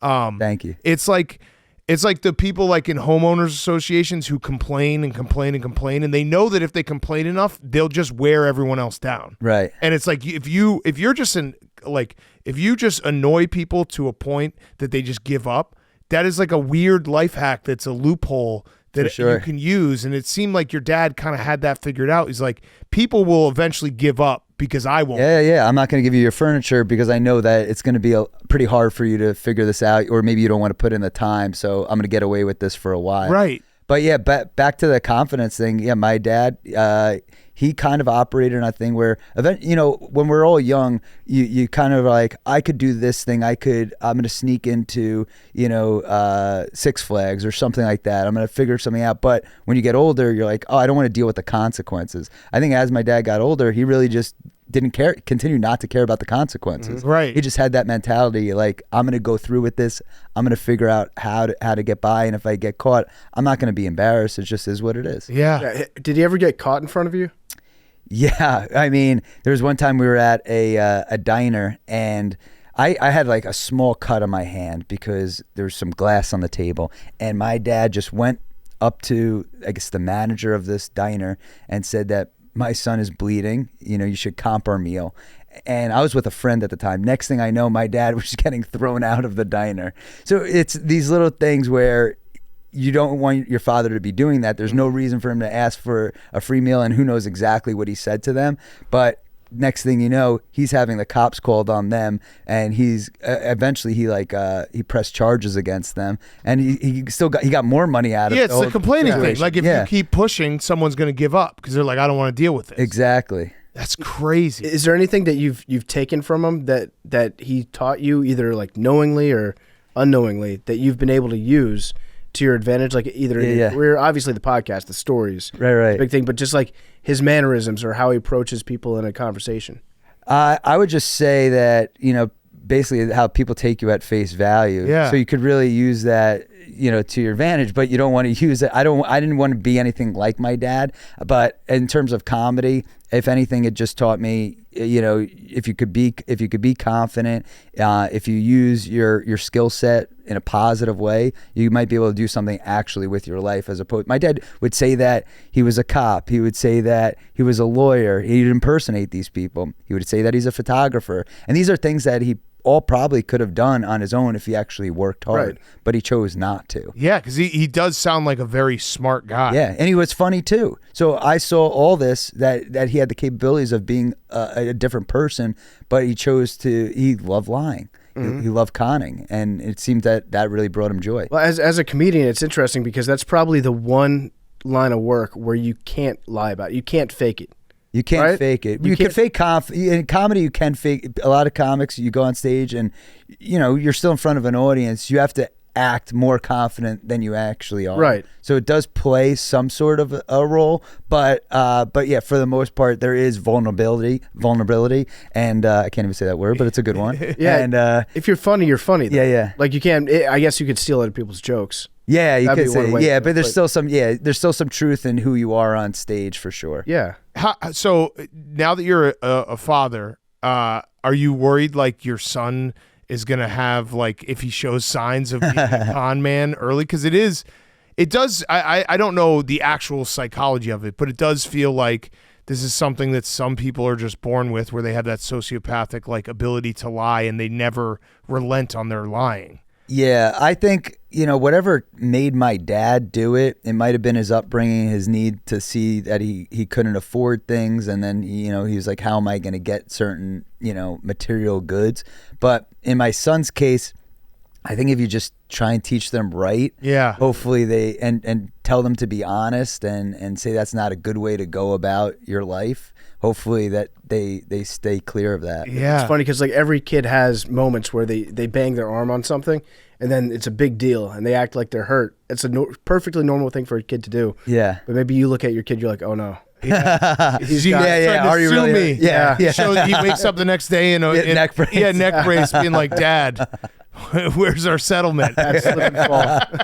You know what my son does now? And I mean, kids are, how old are your kids? 5, 3, and 1. Okay, yeah. Yeah. So I have a 4 and 1 year old now, and my 4-year-old, he'll say sorry about stuff. He'll hit his brother and be like, "I'm so sorry" after he does it. Yeah. But he's saying it just so he could, what else are we're gonna be like? Well, you shouldn't do that. And he goes, "I'm sorry." No, they know it's the easy way Yeah, out. it's a very good tactic at manipulating the Yeah. situation. So so kids have it. And it depends how you kind of maneuver around it. But Teaching they're them always right trying. from wrong. Yeah, no, that's true. My son does I'll say sorry if you say sorry. And I'm like, what the fuck? How did you get that? And then I'll just be like, yeah, I guess I'm sorry. Yeah. So that way we can move on. Like, Yeah. My kid will do that too. He'll be like, say you're sorry for raising your voice. Yeah, right. I'm like, Yelling. I'm not even yelling. Yeah, exactly. I just said don't do that. Yeah. Like, well, that was too loud. Right. Yeah. Fucking yeah, the kids are little con men. Right. How bad was it looking back on pictures and seeing your bowl cut? Oh my God. I would have done anything. That's probably actually why I didn't share the story forever. I went bald on purpose for that. But it was I have that bowl cut is horrendous, but it was the 90s and that's what they did. And I had a guy who's cutting my hair, and I guess he was probably just bored. He just kept on doing it every single time. I had definitely had the bowl cut probably too long. I probably had it going into 2000. Yeah, because it's like, oh, sick, you got a picture with MJ. I know. Bowl cut. I know. Yeah. Oh, it's terrible. So how did this end? How did you guys decide, okay, the Sports Illustrated for Kids thing, I'm too old for that now? I was started getting fed up with all the stuff my dad was lying about. He wasn't treating my mom well, my sisters, and myself. And we'd be going to these games lying. I wanted eventually a real relationship with my father that I saw was non-existent. I saw all my friends had it. And I was also getting older. And there was always a chance that I could run into somebody that I knew at the Garden, a friend that was there. So that was always on the back of my mind. And I felt that it was kind of at its course. So I was about to be probably close to 14 at the time. And I just said, we just stopped doing it. And my relationship with my dad was kind of fizzling out. Yeah. And you did say the anecdote that you would, when you went there, you would like go as, your fake press credentials, but then you would never sit with your dad. You'd sit by Yeah. yourself. So you're 9 years old. Never actually having the father-son experience going to a sporting event with your dad. You're we just wouldn't- sitting by yourself. Yeah, I would sit in the press area, or if he found me a seat, I'd be in another part of the arena where he would be taking pictures on the floor, or like he would have his camera through the glass. That's crazy. Yeah, so he would actually take the pictures though, because was he like your photographer? He was my photographer, and wouldn't say that he was my father either, which was totally unnecessary. He could have said that he was my father, but I think that he just enjoyed not saying that he was my father, and that he was a professional photographer, and I was kind of this prodigy kid reporter. Yeah. Yeah, I mean, he sounds like he like got high off the lie. Yeah. Where it's just like lying to someone makes you. It's wild, because I mean, I think everyone's probably had an experience. We know somebody like that. Yeah, we know. So Yeah. it's like, dude, just tell the truth. It would be so much easier if you just told us the truth instead of lying. And then when we say it's a lie, you're like, well, no, it's not. It's like, For why are we sure. doing this? Yeah, and I went to tons of therapy over time just to teach myself not to lie. I would lie with my wife about things I don't even need to lie about, and then she'd be very upset with it. And, when I saw Top Gun Maverick, I didn't tell her about it, and then she was like, "You want to go see it?" And I'm like, "Sure." And she's like, "You saw it already, right?" And I'm like, "No." And she's like, "You saw it?" I'm like, "Yes." And then she got so furious with me, but it was such a pointless lie. Right, no reason to lie. And then in her mind, she's like, "If you're lying about that, what else are you lying about?" Right. Wow. That's crazy. So have you made like a plan for the podcast of all the different storylines you can go down? Are you like rediscovering? Are you re-remembering some of these old things? Like, For sure, it yeah. feels like doing the podcast itself might be almost a therapeutic experience. Definitely therapeutic, because a lot of the stories I buried. I had them so far in the back of my mind, I wasn't thinking about it. And then more I thought, and then I started interviewing different people, my sisters, and then of course talking to old people that work for my dad, and it just brought back tons of old memories. And then just going to therapy, I would be like, oh my God, we counterfeited money together. We would get in. He would purposely get in fender benders, and say, act like my neck hurts also, just so he could collect on an insurance claim. So these things, getting thrown out of that restaurant. These are all things that I completely forgot about.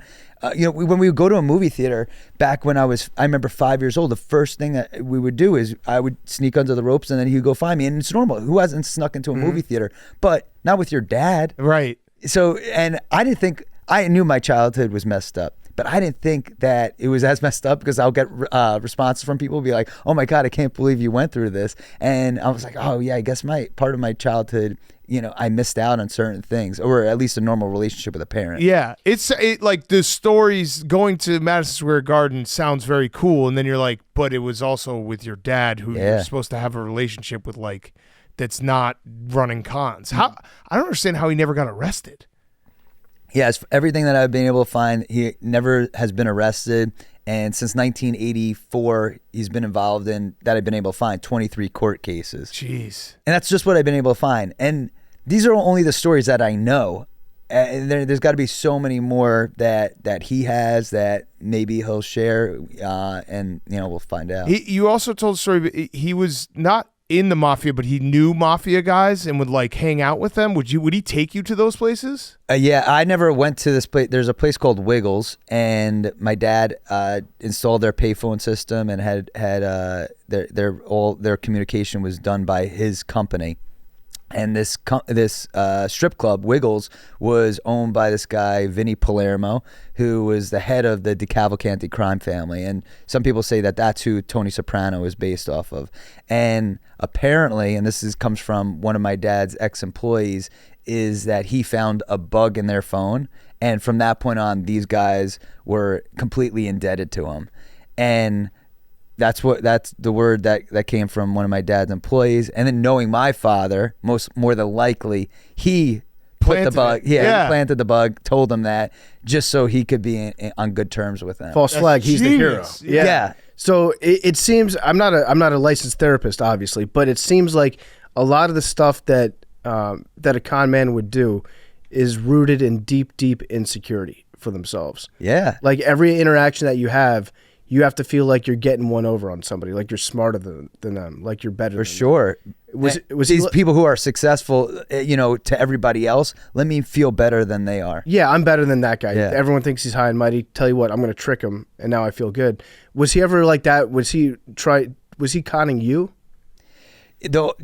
My thing with him was I played sports. I played baseball and I played hockey. And in those senses, he would take what I was doing and use it to his advantage. If I was playing baseball, he would have to be the coach. All of a sudden, equipment for the team would be missing. Yeah. And that would be, I assume that he was selling it, and he was, responsible for it, or in the clubhouse that he had access to for our little league. In hockey, hockey basically, this is early on where they kind of started having AAU teams, especially during my age of growing up when in the 90s. And he started his own AAU hockey team essentially, and he would overcharge the parents, and I would be playing on these teams. I wouldn't deserve to be playing on these teams. He would have really great players. Some guys went on to play D1 and in the NHL as well, but he would overcharge their parents, and he would make money off of them. Meanwhile, I love playing hockey, but then you're hearing parents complaining about your father overcharging them when, a hotel shouldn't cost $400. It should cost $100 or whatever. Yeah. And he'd be charging these people and making money off of them, and then kind of putting a bad taste in their mouths about him. And then I'm hearing about it on the bench, of course. Yeah, it sounds like a lot of complications that you have to deal with as a kid. Oh, nonstop. Deal with all of it, and I could see why that relationship would probably get fractured at some point. Oh, so yeah. Now that you're doing the podcast and you're talking about all these stories, at some point he's going to hear the podcast, right? Yeah. Do you think he has already? I don't know. I haven't heard from him since the podcast has come out. So as far as I know, he hasn't, unless he's preparing a lawsuit. Mm-hmm. So, that's got to be a concern. Yeah. I mean, maybe that would be season 2. Do you want? Oh shit! We probably could get sued. Just having you in here. Yeah. I think he's a good guy. I don't believe you. No, that Manny, he's a stand-up guy. Never done anything. Never told a lie in his life. Yeah. Would you want him to reach out? So I mean, the way the podcast is going right now is that I tracked him down. I have his phone number, and that was the episode that just came out today. So the next thing is just to wait and see. We're supposed to meet face to face in the podcast. Okay. Going to the 2nd Avenue Deli. Yeah, Jesus. Wow. All right, so your comedy career. So when did it start? When did you? What was your first big break, or was it America's Got Talent? No, first big break was Conan. I did Conan in 2014, and then that was the first time I was ever on TV. And then the booker at the time, he saw me at a comedy festival in Portland just randomly, and there was nobody in the room, and fortunately enough I went on second, and he was still there, and I did well, and then I got booked for Conan maybe a month later. That's awesome. Yeah. That's really cool. So I always wanted to do Conan too. Yeah, so you did Conan, and then was it from that point on it was everything started opening up a little bit? Then I started opening up, started touring more, started headlining, and then I got America's Got Talent, and then going pretty far in that helped get an agent and manager, and then some more gigs, and then fortunately enough, a lot of my friends, they started doing well too. So guys like Nate and Sam Morrell, and the guys that I've toured with, Sal Vicano, so their careers exploding. As friends help friends in comedy, and that's kind of been the best thing, better than any agent or manager. Yeah, they've been definitely a deep part of any type of success that I've had. I love that part about comedy, where it's there's little groups, and if one of them quote unquote makes it to that big supernova level, they kind of bring everyone along for the ride. Yeah, and I didn't know that going into comedy. You just you think it's very secluded, that you're just going to be in isolation all the time writing jokes, but you meet a lot of people who have maybe similar past to you, or could at least understand your past, and that's been a cool thing, and then those become your best friends. Yeah, has Nate ever sworn around you? Never. Not even close? I try getting him every time. Yeah. He doesn't do it. He won't say damn? No, he told me to not say damn, actually. Really? He's clean it up? I was like, damn. Damn. Is it weird watching Nate with his dad, who his dad, does shows with him, and it's he's incredible, very It's funny. so perfect. And his dad loves the podcast, and he loves the sports stuff. So but it's such a different relationship than I had with my father. And they're so close. Yeah, Nate's dad opens for him. Yeah. And it's super cool. That's awesome. Are the Knicks back? I think. Oh my God, yeah, and especially getting Bridges, it's insane. Yeah, I love it. Villanova Knicks. Yeah, yeah, it's crazy. Had none of your like sports fandom was diminished at all by any of these things, was it? I mean, but also the Knicks and the Rangers had some bad years in the 2000s, so that kind of affected it. So I took a step away from sports, especially with my dad, as I mentioned, getting involved in hockey. I was like, let me just put the skates down, the stick down and the skates, because I couldn't be around ice hockey anymore by the time I was 17. Yeah. And then I'm back in it now. Yeah. You kind of, it's just sports just warms your heart. You love it. It draws you back in. Yeah. And especially when you have kids too. Exactly. It's like, oh, I want to share these moments too. Completely. Yeah. At the Garden, especially like these playoffs were just incredible. The atmosphere there, like I get it. I understand why people say Madison Square Garden is like the mecca of basketball. When you see them win a playoff game and they go nuts, it felt pretty special this year. So the Villanova Knicks.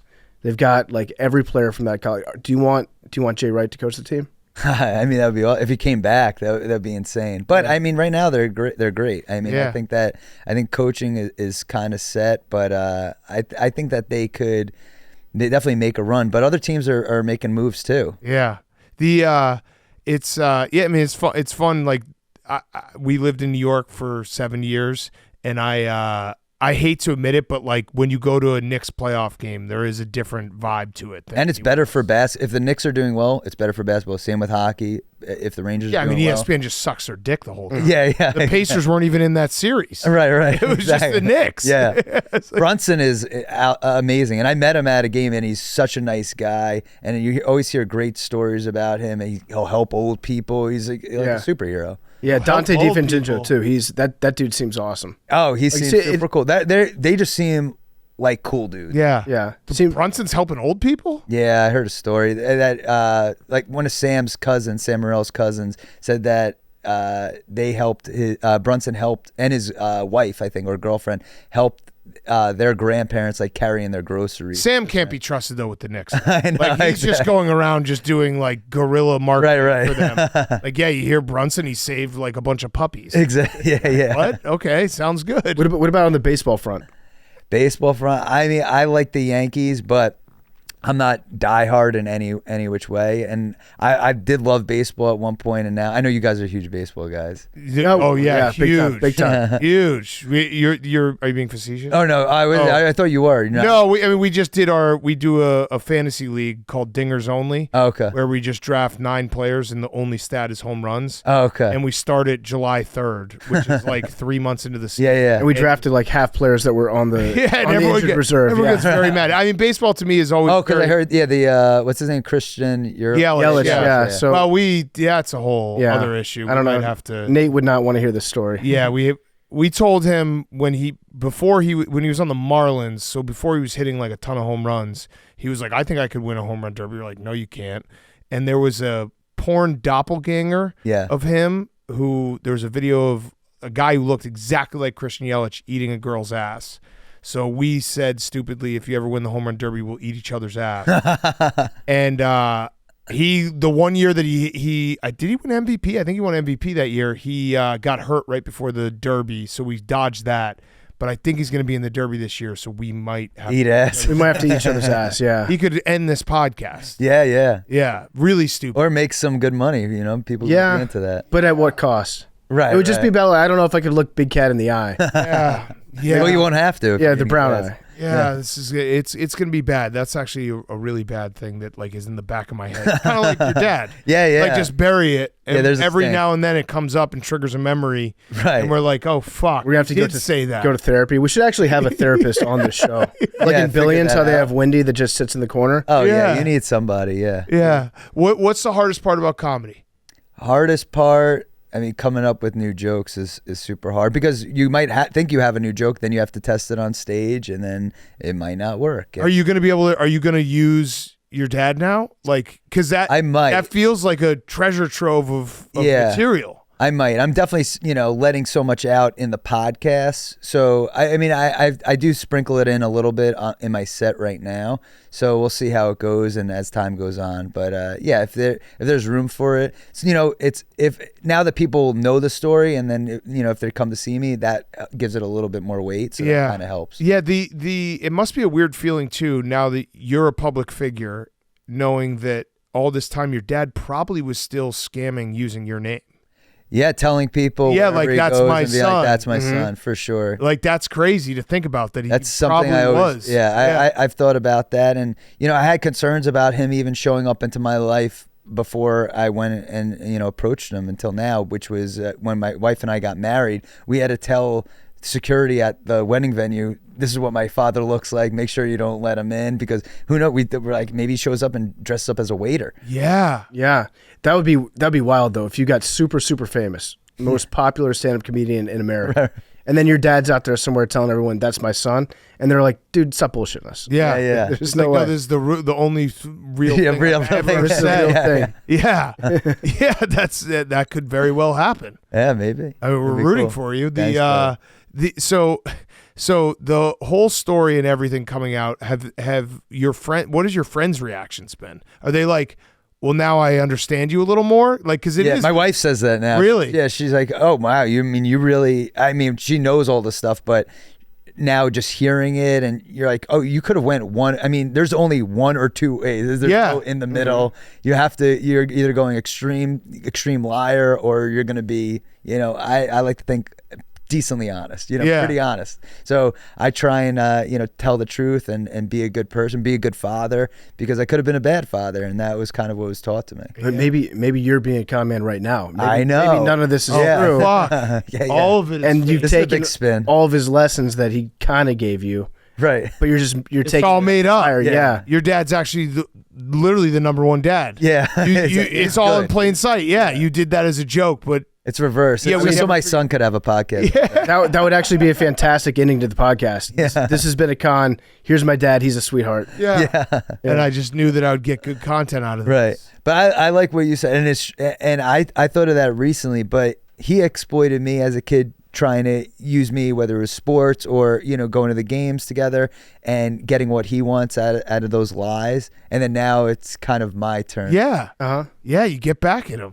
Can you take what you've experienced with your dad, and are you better at spotting another con man because of that? Oh yeah, absolutely. I mean, also the key is just think everybody's lying to you. Yeah, that's one. It does just think that everybody's full of shit, and most people are. I mean, a lot of times you go and you start talking to people if they're at a party. People start bragging about they're already lying because you're trying to be entertaining. You're trying to sound interesting. Yeah. So a lot of things that people are saying to you are going to be false. Yeah, and it is that like first feeling of, oh, I just got conned. Like it does change you, where you're like, all right, now I'm looking at everyone and not like, I'm not going to take them fully at face value, because I find myself, I struggle with that, where I think I'm too trusting of a person sometimes, and it's like I could, You're trusting where the guy when you the Stella Blue coffee last time I was here, you're like, I'm sending it, and you did. You sent. I did. Yeah. Oh, I didn't even do. Oh, nice. Fuck yes. I did. But a lot of times people give empty promises, and they'll say they're going to do something and they don't. So you're in my good graces because you kept your word. You're an honest man. That's probably credits to Paige, who's our office manager here, who's fantastic. I probably was like, hey, send him some. So credit to her. She did the hard work. Right. But I at least said, please send him some. No, it happened. It happened. I want to go back to Howie Mandel real quick. So America's Got Talent. Howie's a recurring guest on this show. Interesting guy. Yeah. He never shook your hand, right? Never shook my hand. I've opened for him too. He's had me open for him in AC. I bombed too. It was not a fun crowd to perform in front of. AC's a lot of trash there, and but he's a good guy, Howie. He's a good guy. So I would assume that doing stand-up comedy for like him and Howard Stern would be, you'd be like thinking in the back of your head like, oh fuck, this is Howard Stern. Yeah, super cool. Yeah, Howard Stern was one of the judges on AGT when I was there, and Howie being there, and you're seeing them because you grew up listening to them and seeing them on TV, and obviously they're both very famous. But that is definitely in the back of my mind. But even more so, these shows were live. They were live. So I'm at Radio City. So you have a lot going on where you kind of don't even care that it's Howie Mandel and Howard Stern. Yeah. Backstage, that must have been quite a scene, though. Like, when I think of America's Got Talent and the cast that are on there, you've got like a guy with 7 dogs. You've got acrobats, dancers. Oh, it's terrible. It was awful. The whole scene back there. It's very hectic. You're waiting to go on, and then you only have a couple minutes to perform on the show. And meanwhile, the person before you, on my shows, they would have a singer, and they wouldn't even be singing an original song. None on my show. Sometimes they do sing original songs, and that's cool. But when they're not singing an original song, and then they're getting a standing ovation. To me, it's karaoke. Yeah, right. I'm doing my joke. Right. Yeah. And I wanted to say that to the judges, but then you seem like you're a dick. Yeah. But it's true. And also going out there, sometimes the act before you, they stink, and then it's a cold audience, and now you've got 2 minutes. Like, just jump right into your stand-up routine. Completely. There's no build-up whatsoever for it. You just got to be like, okay, I got to be funny within the first, 5 seconds of being on stage. For sure. And comedy works better when there's comedy a little bit before you. Right. An audience just needs to start hearing jokes and just getting warmed up. So the whole setting is tough, but I whatever the lineup that they had me in, it worked to my advantage somehow. Yeah. Was there any reservation of doing America's Got Talent that it was like not a comic move? Like you're kind of doing this thing where people are going to look at you and be like, it's kind of cheap. For sure. Really? Yeah. You in the back of your mind, you just don't want to. It's kind of an icky feel of you don't want to be associated with it. It's not as cool as a Conan or being in the light of just I don't know, kind of a cool vibe. Right. Which is a crazy thing to be like, I'd rather grind it out in clubs than have this like be on network television in front of me. I guess an advantage is not winning it. Yeah, true. Because then you don't have the label, but you still have, I was on it, and you have cool clips. I still feel like a lot of comics or a lot of people from America's Got Talent have from America's Got Talent after their name. Who's the most famous America's Got Talent person? Jeff Dunham. I don't think he the puppet guy, was he? Who's the most successful? He brought puppets back. Maybe Gary Vider. Yeah, maybe it might be you. It could be you.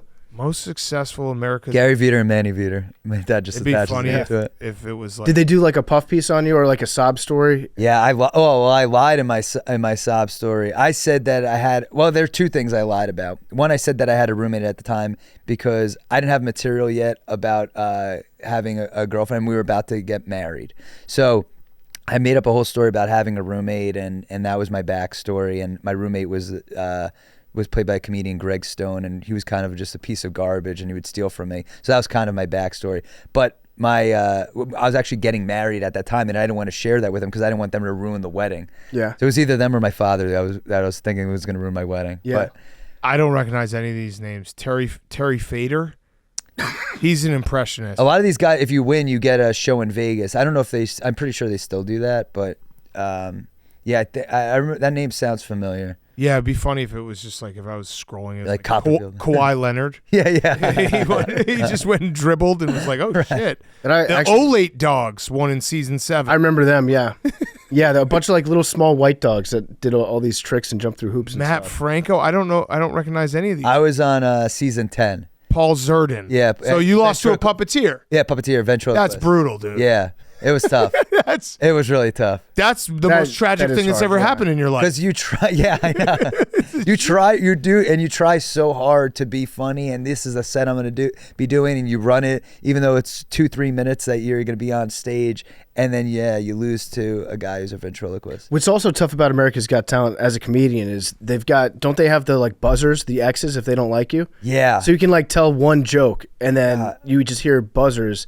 And then you have to keep going until they all X you out, right? Oh, completely. And Heidi Klum did not like me whatsoever. Oh shit! And she was still pretty attractive back then. Yeah. So and also I thought I loved her too growing up. So then hearing that is part of you as you're a kid when you're talking to one of these people that you knew back then, in your mind. And I remember her saying that she didn't like my comedy.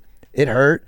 But and then I'm like, screw her. She doesn't even know the language. Yeah. Good point. Right. You got this. All right. Wasn't Red Panda on America's Got Talent? I don't think so. Shin Lim was the big winner. I know he's got like a whole act in Vegas. I feel like that's my where wife she saw got him, discovered. Yeah. Season 8, America's Got Talent. Was Red Panda? Red Panda. That's where she got discovered from. Yeah. Well, she's the most successful. She's the most talented person. Yeah. All right. I have a couple last questions. Appreciate you coming by. everyone go listen to Number One Dad. It's an incredible podcast. Last couple questions. Rowback question, rhoback.com, promo code TAKE. 20% off your first purchase. Q-zips, polos, hoodies, joggers, shorts, rowback.com, promo code TAKE. Do you think there's going to be a movie or a show out of this? Right now, working on writing up a TV show. Yeah.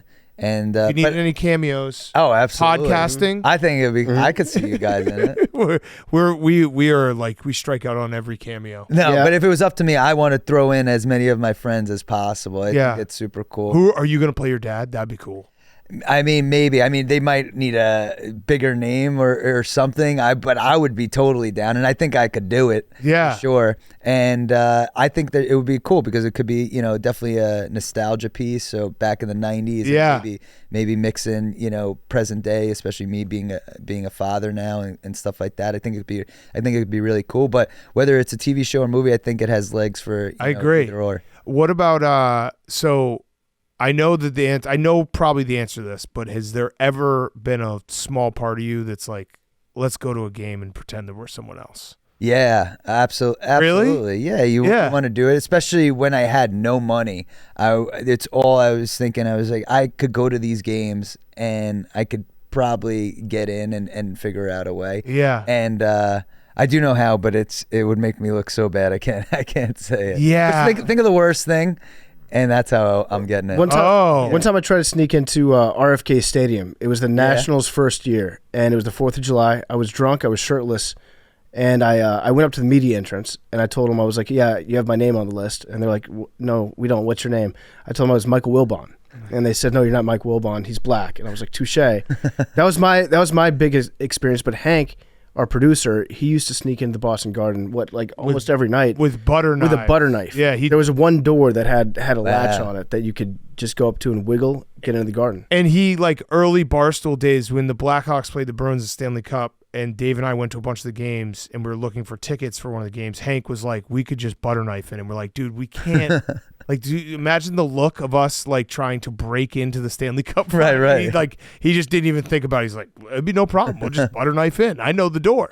But yeah, he used to do that all the time. One thing I do agree with your dad on, it's fun to sneak in places. Oh yeah. That's very a thrill. Fun. It's absolutely. You have a rush. There's something about it. There's something about not paying for something and then getting away with it. And you got to see something that was amazing. Seeing Game 7 of the Stanley Cup. I was at Jordan. The time I met Jordan was at his double nickel game. It's crazy. So it just winds up being this historic event that I was able to go to completely for free. And you got to interview Jordan one-on-one after? I did. He was in a private locker room. It was him, Phil Jackson, and a few other assistant coaches. And then I just went in there. I only asked him I asked him what his favorite food was. I was so freaking nervous that it was Jordan. And I couldn't believe that we were able to do that. Yeah. And that game, the actual Real Sports Illustrated for Kids was there, and this is the only time they were ever at a game. And it wasn't a kids reporter. It was 2 adults. They didn't use kids back then. And wait, what? Yeah, they didn't use kids. So that was another part that nobody what the even fuck? asked. They scammed us. It was for kids, not by kids. Yeah. Okay, yeah. But eventually they wound up using kid reporters. Maybe they got it from my dad. Yeah. But at the game, we found out that they were there, and my dad went up to them and asked them for their business cards. I don't think he led on that we were saying that we were Sports Illustrated for Kids, but he said whatever to them, got their business cards, and when it came time at the end of the game to go in, security let us in, didn't let them in. I go in, meet Michael Jordan. We're coming out, and then they were still trying to get in. That's crazy. Wow. Yeah. And not only this, I found this out because we interviewed and we had to cut it for the podcast, but I was the last person to interview Michael Jordan for Sports Illustrated for Kids because he didn't take any interviews with Sports Illustrated. They had an article called titled Bag at Michael. And from then on, he said, I'm never interviewing with Sports Illustrated again. So you were the only one? Yeah, he let me slide because mine was in 95 and that article came out in like early 95 or 94. And you weren't even Sports Illustrated. Yeah. You need to get in touch with MJ. I know. Be like, listen, your boycott actually stands. Yeah. I didn't actually work for Sports Illustrated. Right. Yeah, it still works. Wait, so what was his answer, though? What's his favorite steak? His favorite food? Steak? Yeah. Good choice. Good answer. Yeah. Good answer. Yeah, that's a good steak's good, man. Yeah. All right, well, Gary, thank you, man. Anytime you're in Chicago, you got to come by. Definitely. We appreciate it. And everyone, please go listen to Number One Dad. I can't recommend it enough. It's like a very nice, refreshing change of pace of like it's in the line of a true crime podcast, but you don't have to listen to someone getting murdered. Yeah, yeah. If that's the best. Yeah, It might be your elevator pitch. Maybe my dad did murder somebody and I don't know about it, but it's not in the podcast. I feel like he didn't have that in him. Like he just gets off on lies. I think he's the type of person that he could be he would be adjacent to it. Yeah. Not he would never have the blood on his hands. Right. Well, thanks so much, man, and best of luck with everything going on with this podcast and the show. Thank you both. Gary Vider is brought to you by Body Armor. This episode is brought to you by Body Armor Sports Drink. I've got the Body Armor water right here. I've got the Body Armor Fruit Punch right next to it. Both delicious, both real hydration, real ingredients, packed with electrolytes, vitamins, nothing artificial. Body Armor Sports Drink has all your hydration needs covered. Sports Drink, light, zero sugar, Flash IV, and of course, the Sport Water. That's what I'm drinking right now. Body Armor is the best for post-workouts, pre-workouts, staying hydrated, recovering after a long night out. You name it, Body Armor will keep you hydrated because it's got those electrolytes, vitamins, and nothing artificial in there. And it tastes great. Head on over to Body Armor store on Amazon. Use code 15 BARSTOOLBA. That's 15 BARSTOOL BA, as in Bravo Alpha, for 15% off your order today. Okay, let's wrap up Fyre Fest of the week. Hank? I have bicep tendonitis in my right arm from hitting dingers. Wait. Sorry to hear that. Hold on. Is that bad for golf? It's terrible for golf. Why? Because I can't really it hurts to lift my right arm, so the backswing, there's a lot of pain. Yeah, I saw you try to eat an ice cream cone today, and when you couldn't eat an ice cream cone, I knew it was significant. Yeah, I mean, it's not like, debilitating pain, and I talked to a esteemed doctor, aka chiropractor, at the office yesterday, and he gave me some exercises to work on. It feels better today than yesterday. Mm-hmm. But I keep doing things and reaching for things and going to like lift things up and just being like, So yeah, I was trying to eat ice cream and almost died. Here's a good exercise, Hank. Put your elbow kind of down at your side. Bend your arm at 90 degrees. Lower it a little bit. Lower your elbow. Drop your whole arm a little bit. Wing it down a little bit. No, like this. Hank, look at my arm. Like that. Bring it down. Bring it down over to you. Bend it over to your... Now start moving your wrist back and forth. You don't know what he's trying to do? Like that. There you go. That's good. He's trying to get you to jerk off. Hank. Yeah. Yeah. Just do that a lot. You'll be fine. I'm just searched it. That's like golfer's elbow? Is it the same thing as golfer's elbow? I don't know. Is that what it says? Yeah. Yeah. That's bad. So, Hank, when I fucked my elbow up a couple years ago, you remember that? Mm-hmm. I had like the UCL when my fingers went numb from swinging a golf club. I actually got injected. Billy Football injected those research chemicals into my arm, and they worked. Now, the downside to this is you have to let Billy Football inject you with research chemicals. Mm-hmm. But it worked. So the question is, how bad do you want to golf? We'll see. I'm just going to ride it out and just hope I wake up tomorrow and I'm fine. Oh, that's Okay. That's the plan. It's a wait and see approach. Yeah. Okay. I don't hate that. Ice, heat. Is that medically advised? Ice heat. Have you done any of that? Yeah. What's the heat? Like a heating, I have like a Heating pad.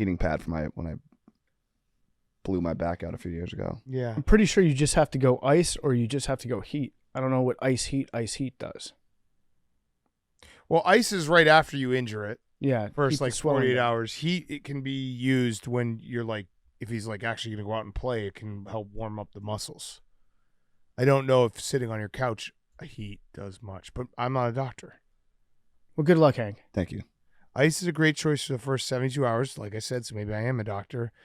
Heat, on the other hand, helps soothe stiff joints. So I actually nailed that.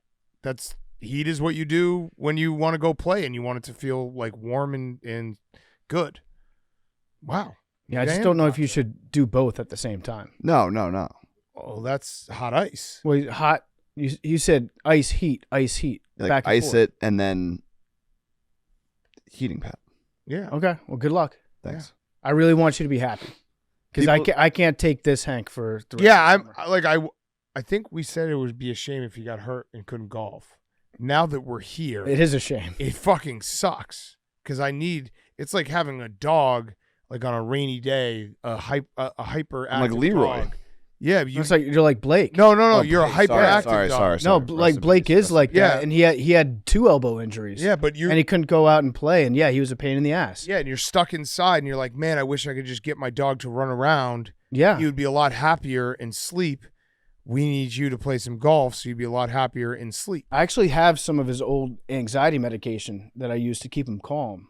Maybe Hank could use some of that. Oh, Put a cone on you. you'll have to talk to a dog to make sure that it's okay to take. So we'll have Pug see if you can take that medicine. Yeah, I think it should be fine. Yeah. Okay. My Fyre Fest of the week is I've gone down a rabbit hole, and I've got a new hobby. Because I've gone down a rabbit hole too, and I think that the driver actually was the one who shot JFK. But go ahead. Oh, in like way back in the day. Yeah. Well, you can bet your ass that it wasn't the story we're being told. Yeah. Because the Secret Service agent said he found that bullet. That I bullet. Dude, I watched one video and it looked like the driver turned around. Back Either way, I'm down other rabbit holes. Go ahead. back into the left. Yeah. So my rabbit hole is just about growing weed. Yeah. So I've been talking to a lot of people about it. I think I'm going to start growing weed on my rooftop, which is legal. It's totally legal for personal use. But they said I got to go to a store and ask for a clone. And then when you get the clone, then you can grow it. And then the trick is to harvest it before it gets too mature. That way I can get my mids, Nice. my perfectly average weed. Nice. And then if it does well, maybe I'll experiment with it. It does well, then maybe we get into the weed business and we sell PMTHC. I like it. What do you guys think about that? I like it. I've gone down this rabbit hole before. The key is when you're ready to pluck it, it's drying it out. So you got to wait. You got to wait. You got to dry it properly, or else you're just gonna spend months growing weed, and then you go to smoke it, and it's just wet as hell and pointless. Yeah. Yeah. So I've heard. So I need to talk to somebody that has experience in this. My aunt actually grew weed when it became legal in Virginia. She had her own plants, and then she gave me some of it, like in bags, and it was like the most 1960s shake ever with like seeds and stuff. I don't want that. I want like just decent weed. Also, I've heard if your friend that you're growing it with wants to like pluck it soon because they really just want to smoke it, but it's like if you're supposed to wait an extra couple weeks and you get a lot more. Yeah. Just wait. Okay. Yeah, if my that's friend good. tells That's me good. that, I'll keep What that would in you say mind. to people who say that you're a drug guy? I'm not a drug guy. Okay. Marijuana is not a drug. Growing weed. It's an herb. It comes Yeah. from the earth. Watch this video. Watch this video. Is this Ravel? No, it's No, I don't want to watch this. no, it's I've seen- fine. this is Ravel. No, I know. No, it's not. It's not 8K. Look, the driver. The driver turns around. Bang. Oh. Yeah. I told you I've been down some rabbit holes. I unfortunately have gotten into a very bad. I mean, this has to be an edited I've- video. I've got- that video, the guy is holding a gun and shooting him in the head. I've gotten There's no way that is the video. That is the most edited video Dude, of all time. my He just turns algorithm around with a gun in his hand. My algorithm is so Like, toxic. that right is now. not. There's no way. Yeah. I clicked on like 3 things a week ago, and it's gotten crazy. The internet that I've gotten into is crazy. So yeah, I saw this, and now that I think the driver did it. I'm my mind's still open about this. Yeah, okay. I guess JFK's is That's too. fine. Just click. Is that too soon? No, you're good. Just click more of those videos, and you'll see it. It probably is edited. You're right, Hank. It's crazy. Have you guys seen the Octopus Murders on Netflix? No. So it's a crazy, crazy documentary series. One part of it is this dude who claims to be CIA brings somebody in, shows them the video, and then edits something into it and tells them, like, this is the video that you haven't seen your entire life. And then that person spends the rest of their life not knowing what video is real. Oh, shit. And drives them nuts. Now I don't know what's real. Yeah. It's all a simulation. Yeah. Okay, Max, is that a hiccup? Yeah, it's a hiccup. My Fyre Fest. I know my mic was still. On Tuesday night, we hit dingers. It was a lot of fun with the boys. But I think I'm officially washed because it was one of those things. I had so much fun being out with the guys. I'm not claiming I was ever a great athlete, but I do think a younger self, I could have probably hit more dingers. And it was halfway through the whole competition, and I looked at the leaderboard, and it was like me, Titus, Chief, Brandon, and I did the math, and it was like every guy who's 37 plus. And Max obviously played college ball. Like, Max was a fucking beast. So I would never thought that I was going to hit as many dingers as Max. But it just dawned on me that it might be time. I might be washed. Hank did. What? Hank thought he was going to hit as many as me. I don't understand. Yeah, I don't understand. Max, All why right. are you going after No, Hank this right is now? this is No. this is was- crazy. This is Good. This is good. I am a competitive person. We are a team. Max is by far and away the best hitter. So I'm striving for something. Like, you want to be the best, and in order to be the best, you have to beat the best. Now, did I think I had any chance of beating Max? No. If we did that 100 times, would I beat him once? Maybe. But like, I think you thought you were going to beat him at one point. I didn't think I wanted to beat him. Yeah. But I never thought I was going to beat him. But I don't think there's anything wrong with like wanting to beat the person who's the best. Here's a question. Right? Like, Max I'm not gonna was- lie, when it Max seems was- When Max crazy. was up at the plate, were you rooting for him to hit Yes, home runs? because I wanted to leave. Or Yeah. were you happy when he didn't hit home runs? I wanted him to hit home runs Was because there I at wanted any to point leave. where And you I were rooting for him to not hit home runs? No, if it had gotten closer, maybe, but So at the beginning when it was close? it never, no, because it took me a couple rounds to get hot. There was a point where I was like maybe 6 or 7 behind, and but I also my arm was fucked. Yeah. Hank was awesome.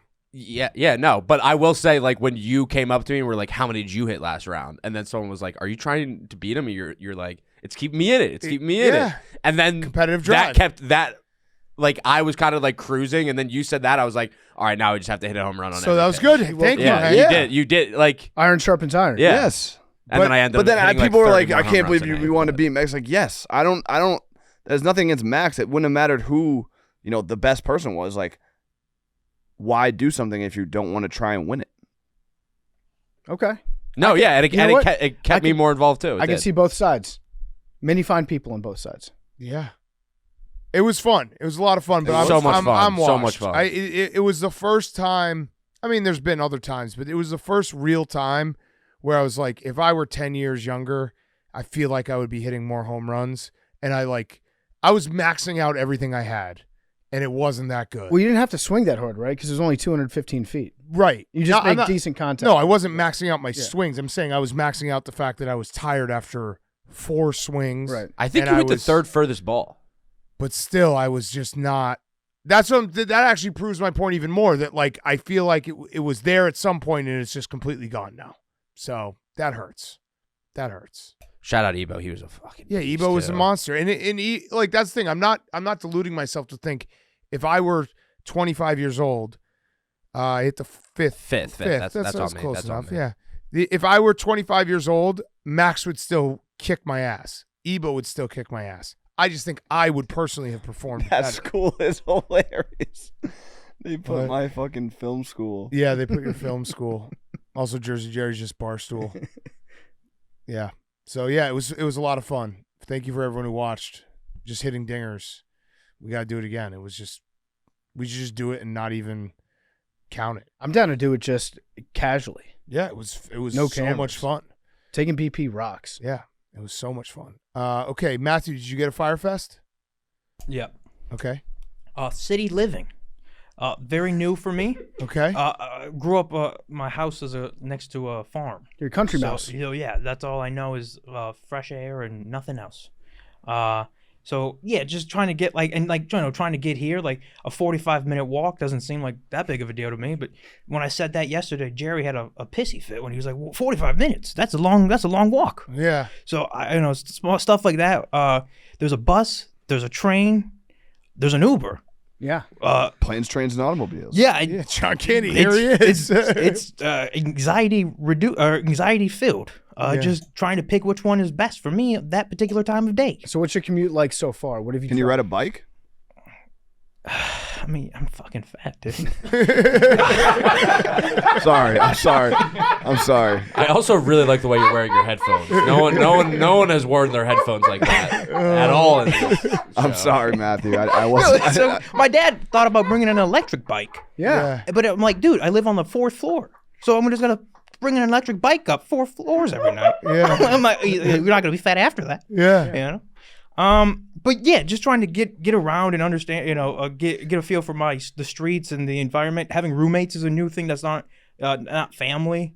So that's feel like I can't be as comfortable with them. Are they random roommates? Just random guys. Yeah. Yeah, they're dudes. They're normal 30-year-old guys. Normal jobs and stuff. 9 to 5. So kind of can go off of that. But yeah. What do you think? Do you think they like your vibe so far? Do they like Barstool? Dude, I don't know anything about these people. You don't see them? I saw the one guy. He leaves today, and the other guy I haven't seen. And we're just different times. Different time. I hear him. I got home yesterday at midnight. I heard somebody come home at 2 a.m. Oh. But I think it was the guy leaving today. So then I heard another guy there today at 6 a.m. And then he left, but I heard somebody else in there. So I don't know who. There could be 13 people in that back hallway. I don't know.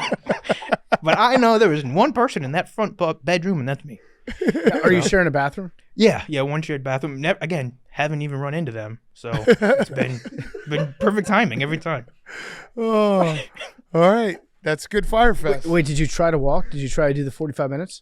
No, I do plan on that. That's a weekend trip. I'm thinking I'm just going to make sure to do it on a weekend day. Make sure I kind of get the route, kind of get a feel for it. You're going to take a dry run on a weekend. Yeah, just, take 2 hours. Well, Matthew, back and forth. when you're here late, I'll take care of your Ubers, okay? So when you're here, right, past dinner time, we'll talk, and I'll make sure that you can take an Uber home. Okay, that sounds good. Thank you very much. You don't need to take a bus at midnight. Yeah, well, yeah.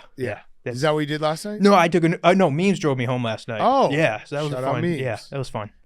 What was that conversation like? I mean, was there one? Yeah, there was. Okay. We had about 40 to 70 words said. Okay. Yeah, it was nice. It was a quick drive. It was we didn't have time to get into it. Yeah. But yeah, great guy. What did Memes say? What did you lead off with? It was just asking the simple questions. How was the day? Everything good? Don't worry too much. Everything's gonna be all right. Just get. I'm a little stressed out. It's a lot. Yeah. So yeah, everyone's been awesome. Okay. Yeah. Just be like, if you start to post online and you get a lot of traction and maybe you're really good with social media, just don't take any more rides from Memes. He also has experience coaching. Because he will take you out. You were a coach? Yeah. What? Oh, I forgot about this. 3 years. For what? Defensive coordinator, middle school. Okay. Yeah, okay. we went. What was our? I think we got 8 wins, 3 seasons. Total. Yeah. And you came at me for my coaching? Hey man, I got 12-year-olds on my hand. You got grown men. I got kids. Trying to live dreams. So what was the most complex defense you were running? Oh, I mean, stack the box. Very similar to Coach Doug's 4 plays. Okay, all right. We had an Alabama and a Michigan, and that was just blitz up the middle or blitz on the outside. Okay. So just switch it up every now and again. And middle meant Michigan. So middle, and just keep it simple for these kids. Yeah. One kid I coached, name was Marquise Johnson. He's a 3rd string receiver right now at the University of Missouri. Oh. Whoa. Yeah, literally knew him when he couldn't even tackle. And now he's, catching balls down the field. Do you think he would recognize you? Yeah, I mean, I haven't changed much. Yeah? I only lost 6 pounds since. 6 pounds, that's big. I didn't gain a single one. Yeah, all right, nice. Yeah.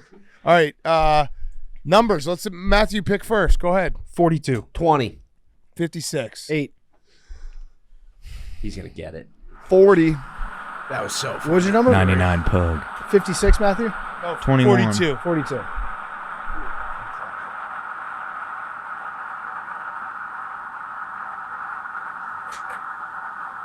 $47. Oh my God! I thought close. I thought that was it. That would That have was been close. That would have been incredible. unbelievable.